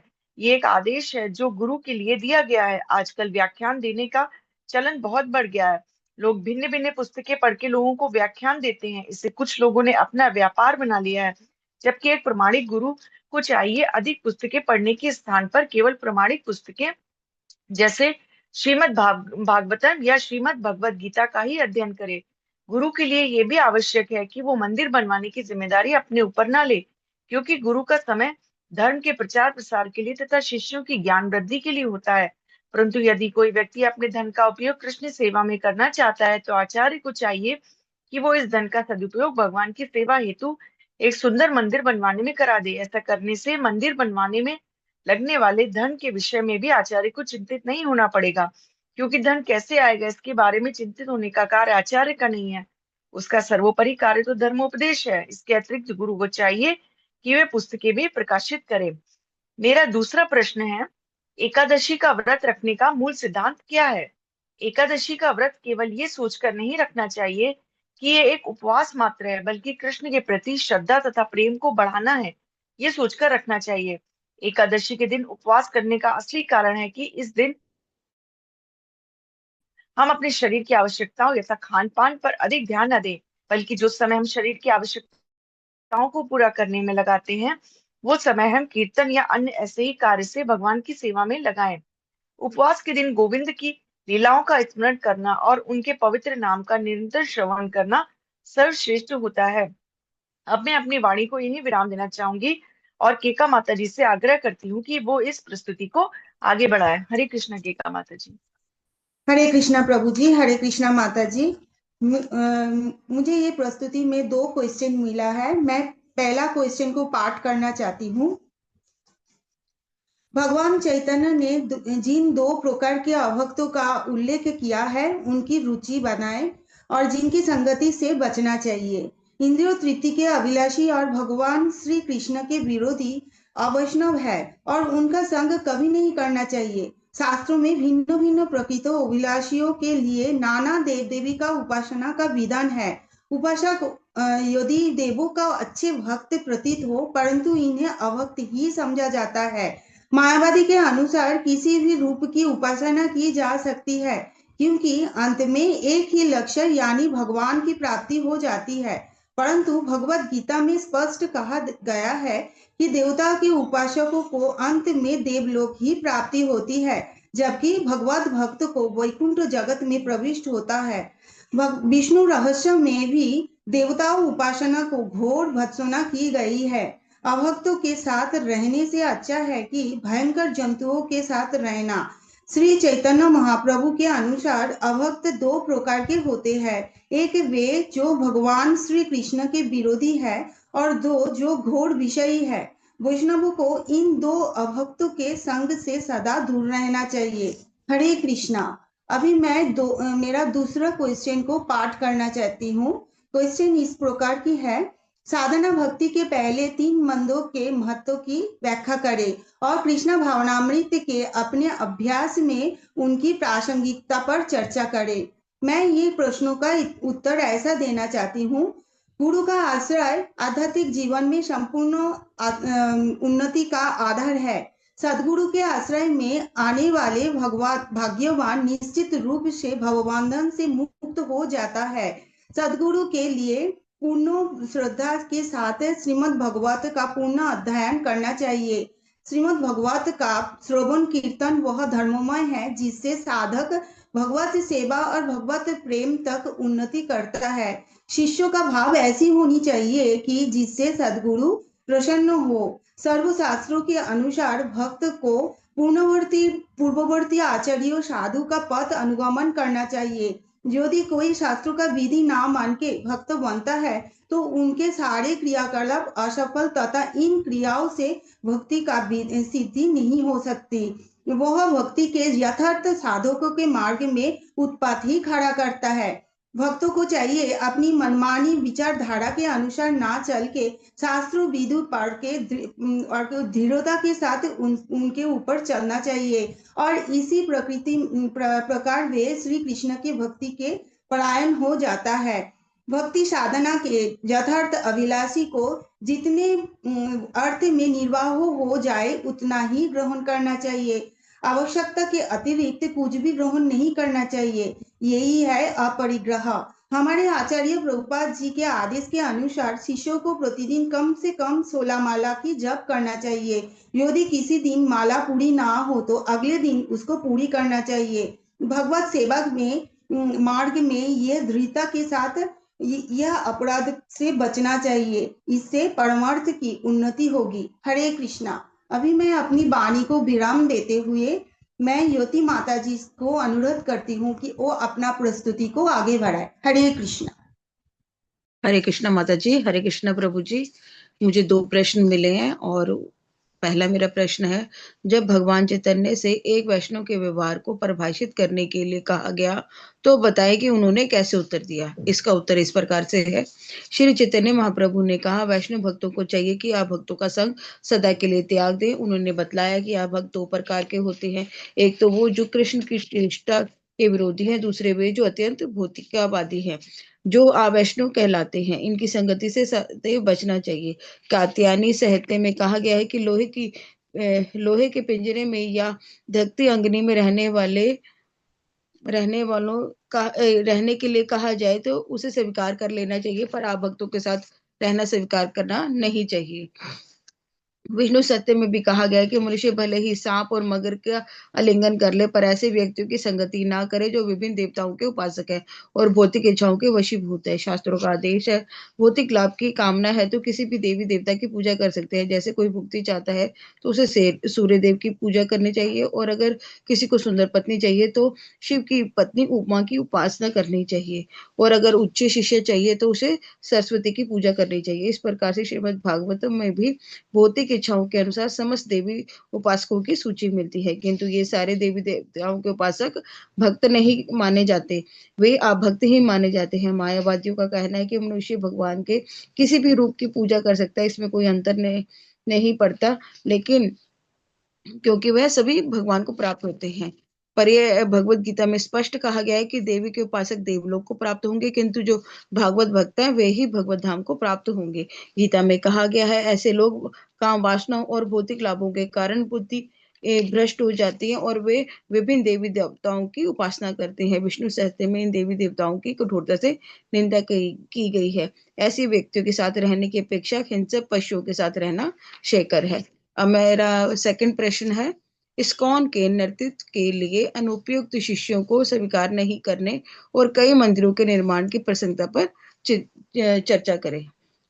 इसका आंसर इस प्रकार से है, किसी गुरु के अनेक शिष्य हों, किंतु ऐसा कुछ भी ना किया जाए कि यदि उनमें से कोई शिष्य उनके लिए कोई कार्य कर दे तो गुरु उन शिष्य के अनुग्रहित हो जाए। इस तरह मनुष्य ना तो नए नए मंदिर बनवाने में उत्साह दिखाए या ही कोई पुरानी या कोई भी पुस्तकें पढ़ने में उत्साह दिखाए। ऐसी पुस्तकें पढ़ें जो भक्ति को आगे बढ़ाने वाली हैं, जैसे कि भगवत गीता, भागवतम, चैतन्य चरित्र अमृत, भक्ति रस सिंधु। इसे ध्यान पूर्वक पढ़ें और कृष्ण भावना अमृत के विज्ञान को समझने में पर्याप्त ज्ञान प्राप्त करें। संन्यास आश्रम स्वीकार करने वालों को अयोग्य शिष्य मानने की अनुमति दी जाती है। सन्यासी को चाहिए कि सर्वप्रथम वह जांच ले कि इच्छुक शिष्य कृष्ण भावना अमृत को सच्चे दिल से अपना रहा है अथवा नहीं। अगर नहीं अपना रहा तो उसे शिष्य नहीं बनाना चाहिए। किंतु चैतन्य महाप्रभु ने कहा है कि समस्त गुरुओं को चाहिए कि वे कृष्ण भावनामृत के विषय में स्वतंत्र प्रचार करें। यदि कोई सचमुच शिष्य बनने के लिए योग्य है तो उसे शिष्य बना सकते हैं। शिष्यों की संख्या बढ़ाए बिना कृष्ण भावनामृत संप्रदाय का प्रसार नहीं हो सकता। कभी कभी खतरा होते हुए भी चैतन्य महाप्रभु की परंपरा को संन्यास ऐसे भी व्यक्ति को शिष्य बना सकते हैं जो पूरी तरह शिष्य होने के अयोग्य हो। ऐसे शिष्य प्रमाणिक गुरु की कृपा से बाद में धीरे धीरे उन्नति कर लेते हैं। यदि कोई सेवा करना चाहे तो वह संकोची आचार्य ऐसे सेवकों को बहुमूल्य मंदिर बनवाने के लिए प्रोत्साहन देंगे। जैसे सम्राट अकबर ने सेनापति महाराज मानसिंह ने शील रूप गोस्वामी की सेवा करनी चाहिए तो उन्होंने उसे गोविंद देव जी के मंदिर काफी विशाल बनवाने की आज्ञा दी। गुरु को चाहिए कि मंदिर बनवाने की जिम्मेवारी अपने ऊपर ना ले। दुर्भाग्यवश ऐसा होता है कि अयोग्य गुरु भक्तों से पैसा मांगते हैं और भव्य मंदिर का निर्माण करते हैं और अपने ऐशो आराम के लिए पैसा खर्च करते हैं। इस संबंध में शील भक्ति सिद्धांत सरस्वती गोस्वामी महाराज जी ने स्तुति की है कि गुरु को चाहिए कि वे पुस्तकें प्रकाशित करे। किसी के पास धन है तो उसे चाहिए कि उस धन को कीमती मंदिर बनवाने के बजाय कृष्ण भावना अमृत आंदोलन के प्रसार हेतु विभिन्न भाषाओं में प्रमाणिक पुस्तकें प्रकाशित करने में लगाए। अब मैं अपनी वाणी को यहीं पे विराम दूंगी और कुसुम माता जी को आमंत्रित करूंगी कि वो अपनी प्रस्तुति प्रस्तुत करें। हरे कृष्णा माता जी। हरे कृष्णा प्रभु जी। हरे कृष्णा ज्योति माता जी, मुझे आमंत्रित करने के लिए। आज मुझे नेक्टर और डिवोशन से प्रश्न 2 मिले हैं, जिसमें से मेरा पहला प्रश्न इस प्रकार है। अध्याय 7 से आइटम चुने जो कि एक उन्नत भक्त के लिए उचित आचरण को स्पष्ट करता है। अपने उत्तर में अध्याय 7 के उपयुक्त कथनों का संदर्भ दीजिए। उत्तर इस प्रकार से है। ऐसे महापुरुष उन्नत भक्त होते हैं जिन्होंने समस्त सांसारिक कामनाओं को त्याग कर भगवान के शरण ग्रहण कर ली है, जिसने इंद्रिय तृप्ति के 6 माध्यम जीव, उपस्थ, उदर, क्रोध, मन तथा शब्द को वश में कर लिया है, और जो श्रद्धा तथा विश्वास पूर्वक अपने गुरु की सेवा करता है एवं अपने गुरु को खुश रखता है, अपने गुरु के पद चिन्हों का अनुसरण करता है, जो शास्त्रों के सिद्धांतों का दृढ़ता से पालन करता है, आवश्यकता से ज्यादा स्वीकार नहीं करता, एकादशी को उपवास रखता है। वैसे तो उन्नत भक्तों के इतने गुण हैं कि हम वर्णन नहीं कर सकते, फिर भी यहाँ पर कुछ गुणों की चर्चा करने का प्रयास किए हैं। उन्नत भक्त ना तो बड़े बड़े मंदिर बनवाने में ज्यादा दिलचस्पी लेते हैं, ना ही अयोग्य शिष्य बनाना चाहते हैं। वह तो भगवान से संबंधित पुस्तकों के सिवाय दूसरी पुस्तक पढ़ने में भी रुचि नहीं रखते। वैसे भक्त लाभ हानि, जय पराजय, सुख दुख सब में समान व्यवहार रखते हैं। इन सबसे श्रेष्ठ एक उन्नत भक्त कभी किसी जीव को पीड़ा नहीं पहुंचाता, बल्कि खुद सभी पीड़ा को सहज स्वीकार करता है। एक भक्त को अभक्तों का संग सदा त्याग देना चाहिए। अभक्त 2 प्रकार के होते हैं, एक तो वह जो कृष्ण की श्रेष्ठता के विरोधी है, और दूसरे जो अत्यंत भौतिकतावादी है। अंत में ऐसा कहा जा सकता है कि उन्नत भक्त यानी वैष्णव को अवैष्णव की संगति से बचना चाहिए।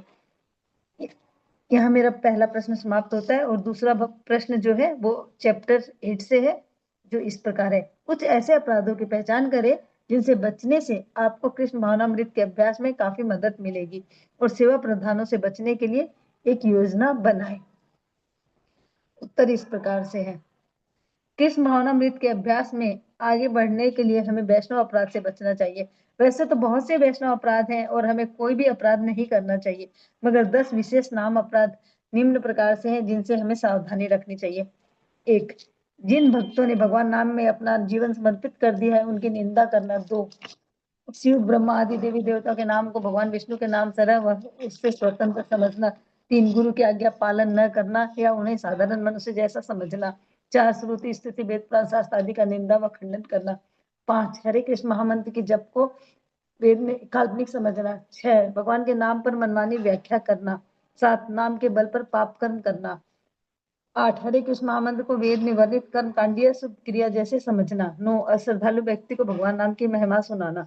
10, इस विषय में अनेक उपदेशों को समझ लेने के बाद भी पवित्र नाम कीर्तन में पूर्ण श्रद्धा न रखना और भौतिक आसक्ति बनाए रखना।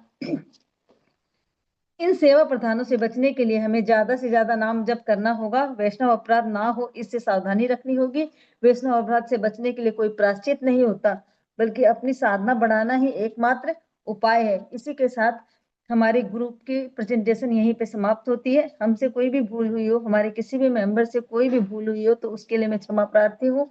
अब वैष्णव प्रणाम मंत्र के साथ मैं इस प्रेजेंटेशन को यहाँ पे विराम देती हूँ। वाञ्छाकल्पतरुभ्यश्च कृपा सिन्धुभ्येव च पतितानां पावनेभ्यो वैष्णवेभ्यो नमो नमः। हरे हरे कृष्णा कृष्णा। कृष्णा कृष्णा हरे हरे, हरे हरे हरे, राम राम हरे। राम राम हरे हरे। श्रील प्रभुपाद की जय। हरे हरे कृष्णा प्रभु जी। कृष्णा। हरे कृष्णा। सभी को बहुत बहुत धन्यवाद पीपीटी प्रेजेंट करने के लिए। बहुत अच्छी प्रस्तुति और टाइम से खत्म किया आपने भी। तो भक्ति वृक्षा आप सही कर रहे हैं। टोटल 12 प्रश्न थे। मेरे 3 प्रश्न हैं, इसी प्रेजेंटेशन थे। एक तो फल्गु वैराग्य और युक्ता वैराग्य में क्या अंतर है, उदाहरण के साथ समझाएं। दूसरा है भाव भक्ति, साधना भक्ति, भाव भक्ति, प्रेमा भक्ति में क्या अंतर है, तो कैसे समझाएंगे इसको। और तीसरा है कि भक्ति जो है वो हमें मिलती है, तो उसके चरण क्या हैं, कैसे हमें भक्ति मिलती है, कैसे उसको हम करें, या ऐसे समझ सकते हैं कि भाव भक्ति के कोई 2 लक्षण बता दें। भाव भक्ति के कोई 2 लक्षण। हरे हरे कृष्ण प्रभु जी। कृष्णा प्रभु जी। प्रभु जी, आपका पहला क्वेश्चन जो है फल्गु वैराग्य और युक्त वैराग्य, इसके ऊपर मैं थोड़ा प्रयास करना चाहती हूँ। फल्गु वैराग्य वो है जो देखते ही मतलब कुछ टाइम के लिए उसको दुनिया के भौतिक इस भौतिक जड़ों जगत के ऊपर तो ये हो जाता है, वैराग्य आ जाता है, लेकिन फिर बाद में फिर से उसको इस भौतिक जगत का लाभ उठाने के लिए अंदर से उत्सुकता आता है। लेकिन युक्त वैराग्य वो है जो हमेशा के लिए भौतिक जगत को त्याग किया है, भौतिक जगत में रहते हुए भी मन से पूरा डिटैच हो गया है, वो है युक्त वैराग्य। युक्त का मतलब है भगवान से जोड़ना, और ये जोड़ना उस युक्त वैराग्य में आ जाता है। तो मैं उदाहरण देना चाहती हूँ। पहला फल्गु वैराग्य का ये उदाहरण है कि कोई आदमी अगर देखता है कि सामने देखता है कि एक मृत व्यक्ति का शरीर पड़ा हुआ है, तो उसका मन में क्षणिक में आ जाता है कि ये जगत ये सभी नश्वर है और परमानेंट कुछ भी नहीं है। तो उसके अंदर इस भौतिक जगत के लिए वैराग्य आ जाता है। लेकिन जब इस सिचुएशन हट जाता है, फिर से वो अपने कार्यकलाप में लगे रहते हैं, फिर से पैसे के पीछे और भौतिक लाभ उठाने के लिए जुट जाता है।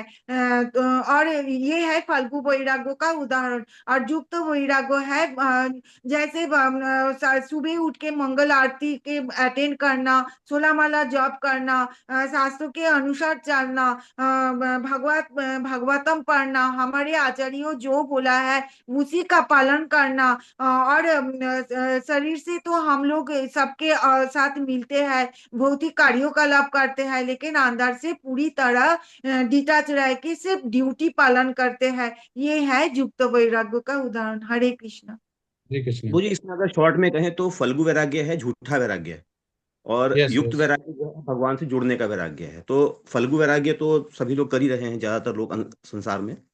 तो ये झूठा वैराग्य है, दिखावटी वैराग्य है। तो इसका यस, शॉर्ट में हम ये सुपरफिशियल, बिल्कुल सही बोला। बिल्कुल सिंपल और थोड़ा शब्द में ये सुपरफिशियल झूठा है। जैसे एक नदी होती है, उसमें नदी के ऊपर सूखी रेत दिखती है पर अंदर पानी बहता है, तो इसका एग्जाम्पल ये है। युक्त वैराग्य हो गया कि जो सच्चा है, सच्चा वैराग्य जिसको युक्त वैराग्य बोलते हैं। जैसे प्रभुपाद ने टाइपराइटर और टेप रिकॉर्डर यूज किया, जो भी सुख सुविधाएं दी गई हैं, जो भी सुविधा दी गई, सांसारिक वस्तुएं दी, उनको भगवान के लिए यूज करना, तो उसको बोलते हैं युक्त वैराग्य, जो कि सच्चा होता है। हरे कृष्णा। दूसरा प्रश्न हरे प्रभु जी कृष्ण। भाव भक्ति के बारे में है। तो भाव भक्ति दरअसल भगवान श्री कृष्ण के लिए मतलब एक तरह से प्रेममयी और उनसे पूरी तरह से युक्त, यानी भगवान कृष्ण से जुड़ी हुई निरंतर बढ़ती हुई एक भक्ति की अवस्था होती है, जहाँ पे जो भक्त का हृदय है वो बिल्कुल भगवान के प्रति बिल्कुल शुद्ध अनुराग से और आसक्ति से भरा होता है। तो इसमें भक्त जो है उसको संसारिक किसी भी चीज से आसक्ति नहीं होती, किसी भी देवता से आसक्ति नहीं होती, शरीर से आसक्ति नहीं होती। और यहाँ तक कि इस लेवल तक वो चला जाता है कि उसको वो भगवान का वैकुंठ धाम भी नहीं चाहता, वो भगवान से कोई वरदान भी नहीं चाहता, वो सिर्फ ही चाहता है कि भगवान के चरणों की उसको सेवा सिर्फ मिलती रहे और भगवान के चरणों की वो सेवा करता रहे। तो एक तरह से जो ये भाव भक्ति है, ये भगवान के प्रति सेवा के माध्यम से ही प्रकट की जाती है। और जैसा आपने पहले पिछले क्वेश्चन के में भी सप्लीमेंट किया था कि जो भाव भक्ति है वो भी कई तरह से होती है, जो सेवा भक्ति भगवान की हम करते हैं वो भी कई तरीके से होती है। और जब भी हम भगवान की सेवा करते हैं तो अलग अलग माध्यमों से अपनी भाव भक्ति को प्रकट करते हैं। हरे कृष्ण। ठीक है, इसमें एक हरे आया था कृष्ण। एकादशी का व्रत। तो एकादशी का व्रत मतलब उपवास का मीनिंग क्या होता है? उपवास का मतलब क्या होता है? प्रभु जी हरे उपवास, उप और वास जी दो शब्दों से मिलके बना है एक्चुअल में। वास का मतलब तो दरअसल जो एकादशी उपवास का जो अर्थ है यहाँ पे, एकादशी के उपवास का अर्थ है, तो उसमें यह है कि ये जो समय है ये बहुत ही प्रीशियस समय है जिसमें हम अपना पूरा समय भगवान श्री कृष्ण को याद करने में, अपने आचरण को शुद्ध करने में और भगवान की भक्ति करने में लगाएं। तो इसमें एक तरह से ये अपने शरीर को ट्रेन करने का प्रयास है, जिसमें कि हम अन्न जल को अन्न को विशेष करके त्याग करके कुछ समय के लिए हम ये कोशिश करते हैं कि हम अपने शरीर को किस तरह से भगवान की भक्ति के लिए ट्रेन करें और अपने आप को भगवान की भक्ति में भगवान को याद करने में लगाएं। हरे कृष्णा प्रभु जी, मैं भाव भक्ति, साधना भक्ति और प्रेमा भक्ति को थोड़ा ऐड करना चाहती हूँ। भाव भक्ति वो है कि जब जो स्टेप है, जैसे कि श्रद्धा, साधु संग, अनर्थ निवृत्ति, उसके बाद जैसे धीरे धीरे भक्त आगे जाते हैं, उसके बाद निष्ठा, रुचि, और उसके बाद आते हैं भाव भक्ति। जो भाव से मतलब जैसे उस प्रेम भक्ति में भगवान के ऊपर जो वात्सल्य रस होता है, या तो दास्य भाव, या तो जो रस होता है वो उद्भव होता है, वो प्रकट हो जाता है। और वो भाव भक्ति में आपका जो क्वेश्चन था कि भाव भक्ति का लक्षण क्या है, तो उसमें भाव भक्ति में भगवान को हमेशा याद रखता है भक्त, और उससे शरीर का जो स्किन का जो है वो उसका रंग चेंज होना, और शिहरण होना, और आंखों से अश्रु आ जाना, और या तो भगवान के को याद करते हुए रोना, हंसना, ये सब भाव आते हैं। तो ये भाव स्टेज बहुत ही ऊपर हायर लेवल का स्टेज है। और उसके ऊपर जो है प्रेमा भक्ति, तो प्रेमा भक्ति में भगवान को जैसे समाधि स्टेज में जाते हैं, वैसे मतलब वो सबसे उच्च स्टेज है जिसे भगवान के साथ प्रेम का आदान प्रदान होता है। तो वो सबसे हायर स्टेज है, वो माधुर्य रस में प्रकट होता है। और जो साधना भक्ति है, जैसे कि हम लोग साधक है, ये साधना भक्ति हम लोग कर रहे हैं, भगवान को प्रभु मान के हम लोग दास रूप से, और आचार्यों द्वारा दिए गए नियमों को पालन करते हुए हम लोग जो प्रिंसिपल है, जो नियम है, 4 नियम का पालन करते हुए, शास्त्रों को अध्ययन करते हुए हम लोग को जो बोला गया है उसको पूरी तरह से नियम को फॉलो करना, यही है साधना भक्ति। और ये साधना भक्ति जब तीव्र होता है तभी हम लोग का धीरे धीरे अनर्थ निवृत्ति होता है, और उसके आगे हम लोग आगे जाते हैं। हरे कृष्णा। और ये मिलते धन्यवाद हैं माता साधु जी। और गुरु के कृपा से। हरे कृष्ण। धन्यवाद माता जी। उपवास में उप का मतलब होता है निकट, मतलब, और वास होता है वास करना, भगवान श्री कृष्ण के निकट वास करना। इसलिए इसका केवल मीनिंग ये नहीं कि हमें फास्टिंग रखनी है, फास्टिंग रखनी है। वो फास्टिंग रखना के लिए किस लिए बोला गया कि अगर हम उस दिन फास्टिंग रखेंगे तो हम जो भौतिक कार्य है वो कम करेंगे, तो ज्यादा जो टाइम बचेगा वो भगवान के पास निकट निकट है, निकट वास करना, भगवान कृष्ण के पास निकट करेंगे और बहुत ज्यादा भक्ति करके। और उस दिन हम चेंटिंग ज्यादा कर सकते हैं, भगवान की भक्ति ज्यादा कर सकते हैं, प्रसादम अच्छा बना सकते हैं, भोग अच्छा बना सकते हैं, लगा सकते हैं, तो भगवान को खुश कर सकते हैं। एक एक ऐसा ही उदाहरण आया था कि एकादशी का व्रत था, तो एक माता जी ने प्रभु जी से पूछा कि एकादशी का व्रत है तो भगवान के लिए क्या बनाएं। मतलब भगवान का भी एकादशी व्रत समझा, मतलब खुद भी नहीं बनाया, उनके लिए भी नहीं बनाना। तो ऐसा ऐसा कभी कभी गलती होती है, हम समझते हैं, ऐसा नहीं है। भगवान के लिए भोग जैसे बनता है डेली वैसे ही बनेगा। ऐसा नहीं कि एकादशी के व्रत हमारा है तो भगवान का भी करा दें। तो ऐसा अक्सर होता है कि एकादशी के व्रत वाले दिन नहीं बनता है तो भगवान के लिए फल फ्रूट जो होता है वो भगवान को भी वही चढ़ा दिया जाता है जो अपने लिए लाते हैं। ऐसे अक्सर होता है। ये गलती हम कर जाते हैं कि नासमझी में करते हैं। हरे कृष्णा। तो ऐसा नहीं है, भगवान का कोई व्रत नहीं होता है क्योंकि भगवान के लिए बना है। हरे कृष्णा। किसी का कोई प्रश्न है पूछ सकते हैं, नहीं तो विराम देते हैं। हरे हरे कृष्णा कृष्ण प्रभु जी। हाँ हरे हरे कृष्णा हरे प्रभु जी, कुछ जरूरी इंफॉर्मेशन देनी थी हाँ, यस सभी माता को। जी। जी। एक तो एनएनडी प्रभु जी बहुत सख्त है इस मामले में कि जो साधना चार्ट है वो रेगुलर भरना है। क्योंकि हर डिवोटी का अब रिकॉर्ड रखा जाएगा कि वो किस टाइम मंगला आरती लेते हैं, किस टाइम जपा में सेशन अटेंड करते हैं, माला कितनी करते हैं, और डेली वो तुलसी सेवा कर रहे हैं या नहीं कर रहे। उसी के आधार पर उनको सेवा मिलेगी और उसी के आधार पर उनको आगे दीक्षा का कार्यक्रम रहेगा उनका। और अ, अगर कोई ये कहे कि मैं दूसरे टेम्पल से आ, ले रहा हूँ तो वहां से उनको लिखवा के लाना पड़ेगा, अगर दीक्षा लेनी है कि वो रेगुलर आरती कर रहे हैं या अटेंड कर रहे हैं। तो इसलिए रेगुलर रहे, सभी अपना साधना चार्ट भरे, डेली भक्ति वृक्षा की अटेंडेंस लें, और जैसे सैटरडे की क्लास है इसमें आए और अटेंडेंस, क्योंकि अब प्रॉपरली रिकॉर्ड रखा जाएगा रिटर्न में। तो ये सब ध्यान रखना है प्रभु जी, सबको बताना है। यस यस माता ममता जी। हरे आपकी बहुत हरे जी कृष्णा प्रभु जी। अ, अ, क्षमा चाहूंगी प्रभु जी। अभी जैसे आपने बताया ना कि एकादशी के व्रत में भोग लगाना है प्रॉपर जैसे लगाते हैं, लेकिन ये मिस्टेक मेरे से भी हुई है क्योंकि मुझे पता ही नहीं था। मैं तो वही फल का भोग लगा दे रही थी अभी तक। तो प्रभु जी, जो ये मेरे से इतना बड़ा अपराध हुआ है, तो अब मेरे को क्या करना चाहिए? कैसे मैं नहीं क्षमा याचना करूं? नहीं माता जी, प्रभु जी बहुत दयालु है, कोई कोई इसमें अपराध नहीं है, क्योंकि ये अनजाने में होता है। अगर जब जान के उसके बाद करें तो अपराध है, लेकिन जब जानते नहीं कर दिया तो कोई अपराध नहीं है। भगवान बहुत दयालु है। वो तो पस्मम पुष्पम फलमम तोयम, वो तो खुद ही कह रहे हैं कि पुष्प दे दो, फल दे दो, पत्रम दे दो तो भी खुश हो जाएंगे। तो इसमें आपने तो फल फ्रूट चढ़ा दिए, बहुत चढ़ा दिया। मेरा कहना ये था कि जानने के बाद, अनजाने में होता तो ठीक है, लेकिन जानने के बाद ये नहीं करना चाहिए कि मेरा व्रत है तो उनका भी व्रत करवा दे। तो प्रभु जी हरे और उस फिर कृष्ण प्रभु जी। प्रभु कौन जी, प्रसादम जो जो को ये ये फिर हम भगवान को चढ़ाएंगे, जैसे कि हम अन्न प्रसाद तो नहीं लेते लेकिन भगवान को चढ़ाएंगे, प्रभु जी उस प्रसाद को फिर हम नेक्स्ट डे जो भगवान को चढ़ाए वो हम पाएंगे, फिर उसका हम क्या करें? वो किसी को किसी को दे सकते हैं, जरूरी नहीं आप ही खाए, किसी को दे सकते हैं, वो किसी को खाने के लिए दे सकते हैं, क्योंकि एकादशी के दिन तो दान देना चाहिए। तो आप किसी को दे सकते हैं। घर में और भी आपने व्रत रखा, घर में और भी मेंबर हैं उन्होंने व्रत नहीं रखा हुआ, तो उनको दे सकते हैं। आस पड़ोस में दे सकते हैं, सिक्योरिटी गार्ड को दे सकते हैं, जो भी आपको मिले उसको भगवान का भोग दे सकते हैं, उसको भी उद्धार होगा। जी हरे प्रभु जी, कृष्णा हम भी प्रभु वही जी। गलती प्रभु करते हरे हैं प्रभु। कृष्णा प्रभु जी। हरे कृष्णा प्रभु जी, फिर सादर उसमें चरण तो वंदन दंडवत प्रणाम।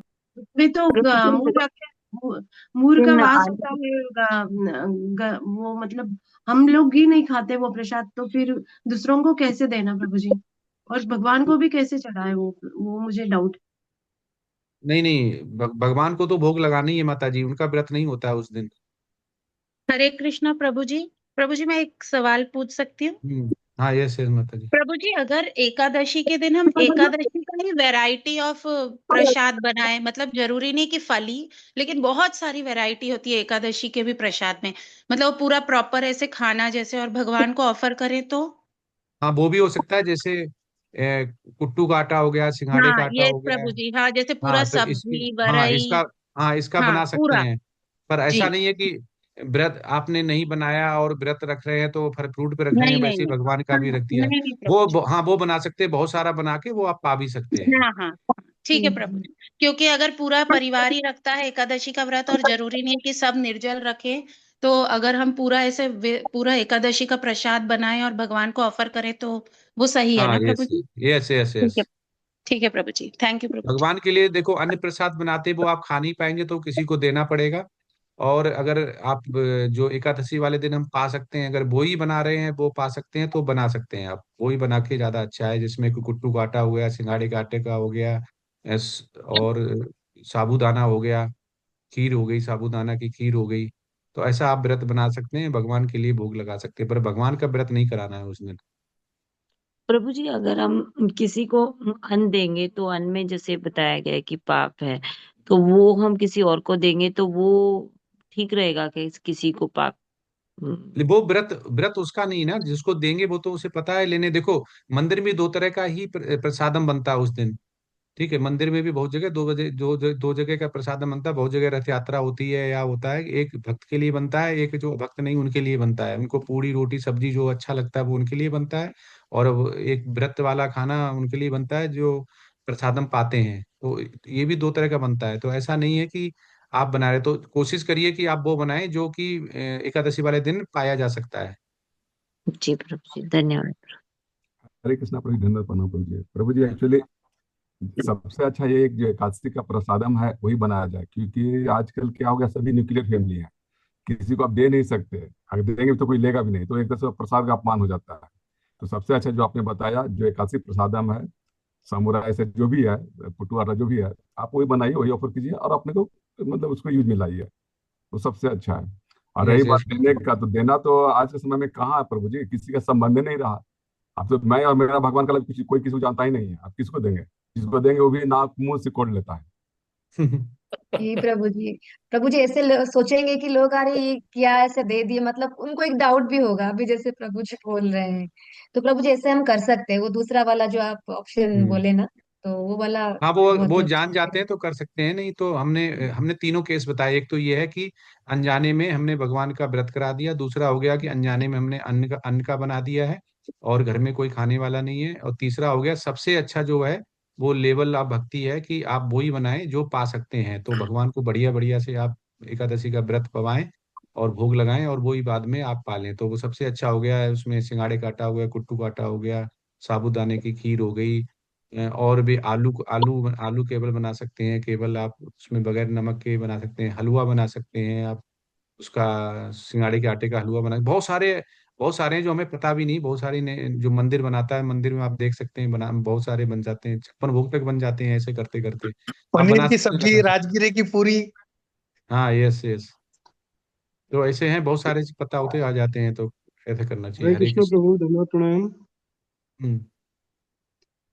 हरे कृष्ण यस प्रभु। प्रभु। तो मेरा सवाल ये था, अभी हम लोग जैसे यहाँ मस्कट में रहते हैं, तो हम लोग अन्न अगर बनाएंगे घर में तो जैसे वॉचमैन वगैरह हैं वो सब मुस्लिम है, उनको दे नहीं सकते क्योंकि जानते नहीं वो किस तरह उसको यूज करेंगे। नहीं, और ऐसा नहीं दूसरी है। बात है कि हम लोग जो फ्रूट्स पे रहते हैं प्रभु, तो हम लोग हम्म। फ्रूट्स पे रहते हैं, तो फिर घर में अगर बनाएंगे तो फिर वो नेक्स्ट डे खाना सही रहेगा प्रसाद? हरे कृष्ण नहीं, प्रभु। नेक्स्ट डे 3 आवर्स के बाद तो खाना भी नहीं चाहिए प्रसादम ना। जी प्रभु, इसलिए मेरा ये क्वेश्चन था। हाँ, तो आप वो बनाए ना जो कि आप उस दिन पा सकते हैं। प्रभु, प्रभु अभी तक तो हम लोग फ्रूट्स पे ही रहते हैं, मतलब जनरली फ्रूट्स ही लेते हैं, या फिर ज्यादा से ज्यादा साबूदाना रात को एक बार। हाँ, तो वो साबूदाना है जो जो जिसको बना सकते हैं वही भगवान के लिए पवाएं, मतलब उनका बिल्कुल व्रत ना करें। मेरा मेरा क्वेश्चन ये है, मेरा प्रश्न ये था। प्रभु जी, मस्कट में तो ओके प्रभु, हरे जितनी कृष्ण, थैंक यू ओमानी प्रभु। है वो तो बहुत चाव से प्रसाद ग्रहण करता है। हम लोग रथ यात्रा या जन्माष्टमी जो भी करते थे, वो लोग दो मेरे को दो मांगता था हम लोग से, तो इसलिए प्रभु, वो कोई बड़ी बात नहीं है। प्रभु ये बात आप सही बोलते हैं, वो लोग मांगता है, लेकिन अभी जैसे मेरा वॉचमैन है, वो तो सर्वभक्षी है। अब मैं उसको दूं तो वो किस देखिए चीज के साथ मिला प्रभु के जी, खाएगा, वो सही सर्वभक्षीय क्या रहेगा? है वो बात की बात वो है। सही नहीं लगेगा प्रभु। नहीं नहीं, आप बोल रहे सही बोल रहे हैं। सर्वभक्षीय क्या है जी उस पर हम नहीं जाएंगे। हम ये जाएंगे कि प्रसाद खाए तो शुद्ध हो जाएगा। प्रभु, लेकिन हमें अपनी तरफ से तो ध्यान रखना चाहिए ना। अगर हमें पता है कि वो उसका मतलब गलत चीजों के साथ खा सकता है तो हम उसको अवॉइड करें। मेरा ऐसा मानना है, बाकी जो ठीक आप है लोग प्रभु जी, कहें। अच्छी बात है। हरे कृष्णा प्रभु जी। मेरा एक प्रश्न है प्रभु जी। हम्म। प्रभु जी, भगवत गीता में 18.67 में भगवान जी बोलते हैं जिससे श्रद्धा नहीं है उसे उपदेश नहीं देना चाहिए। हम्म। और चैतन्य चरितामृत में भगवान का चैतन्य महाप्रभु जी कहते हैं, यारे देखे तारे का कृष्ण उपदेश। तो मेरा प्रश्न ये है, जब हम गीता डिस्ट्रीब्यूट करने जाते हैं, जैसे सिग्नल पे बांटते हैं, किसी को दिखाते हैं, नहीं नहीं मुझे नहीं चाहिए, इस टाइप से भी रिप्लाई मिलता है, तो क्या हम उस समय अपराध कर रहे हैं या क्या हो रहा है, उसको थोड़ा सा समझना है प्रभु जी।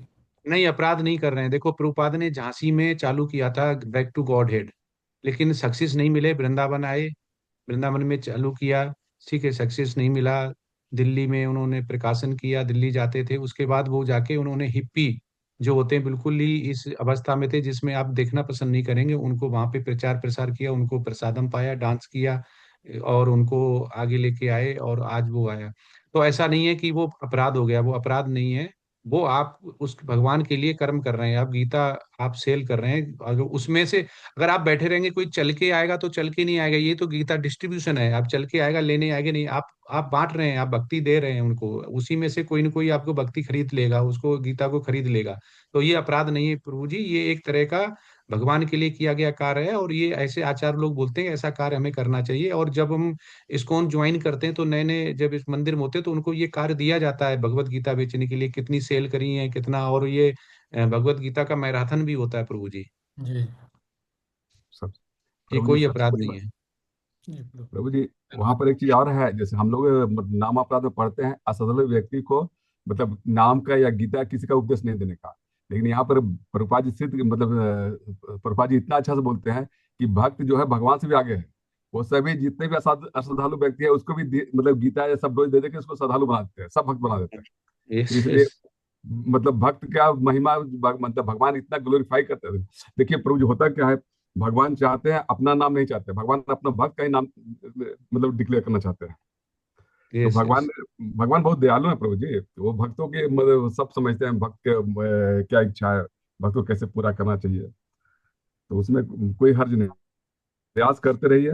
भगवान की आपका प्रयास नहीं देखेंगे। जैसे हम लोग देखे थे माँ यशोदा जो है अपना दामोदर लीला में भगवान को बांधने की कोशिश कर रही है, तो भगवान थोड़ी बंध गए थे, भगवान ने उनका प्रयास देखा। जब देखा माँ एकदम प्रयास से एकदम परेशान हो गए, तो भगवान मतलब स्वतः जिसको बोलते हैं कृपा करके फिर बंध गए।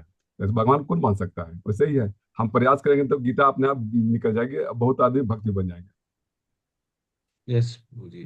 ठीक है, अभी कोई प्रश्न नहीं तो आज विराम देते हैं और चलते हैं।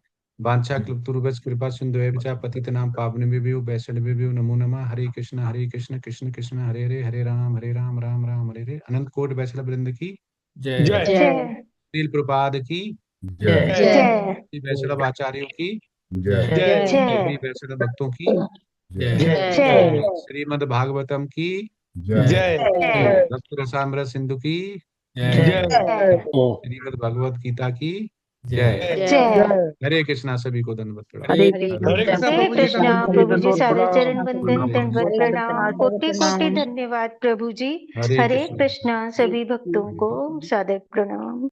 हरे कृष्णा हरे कृष्णा। हरे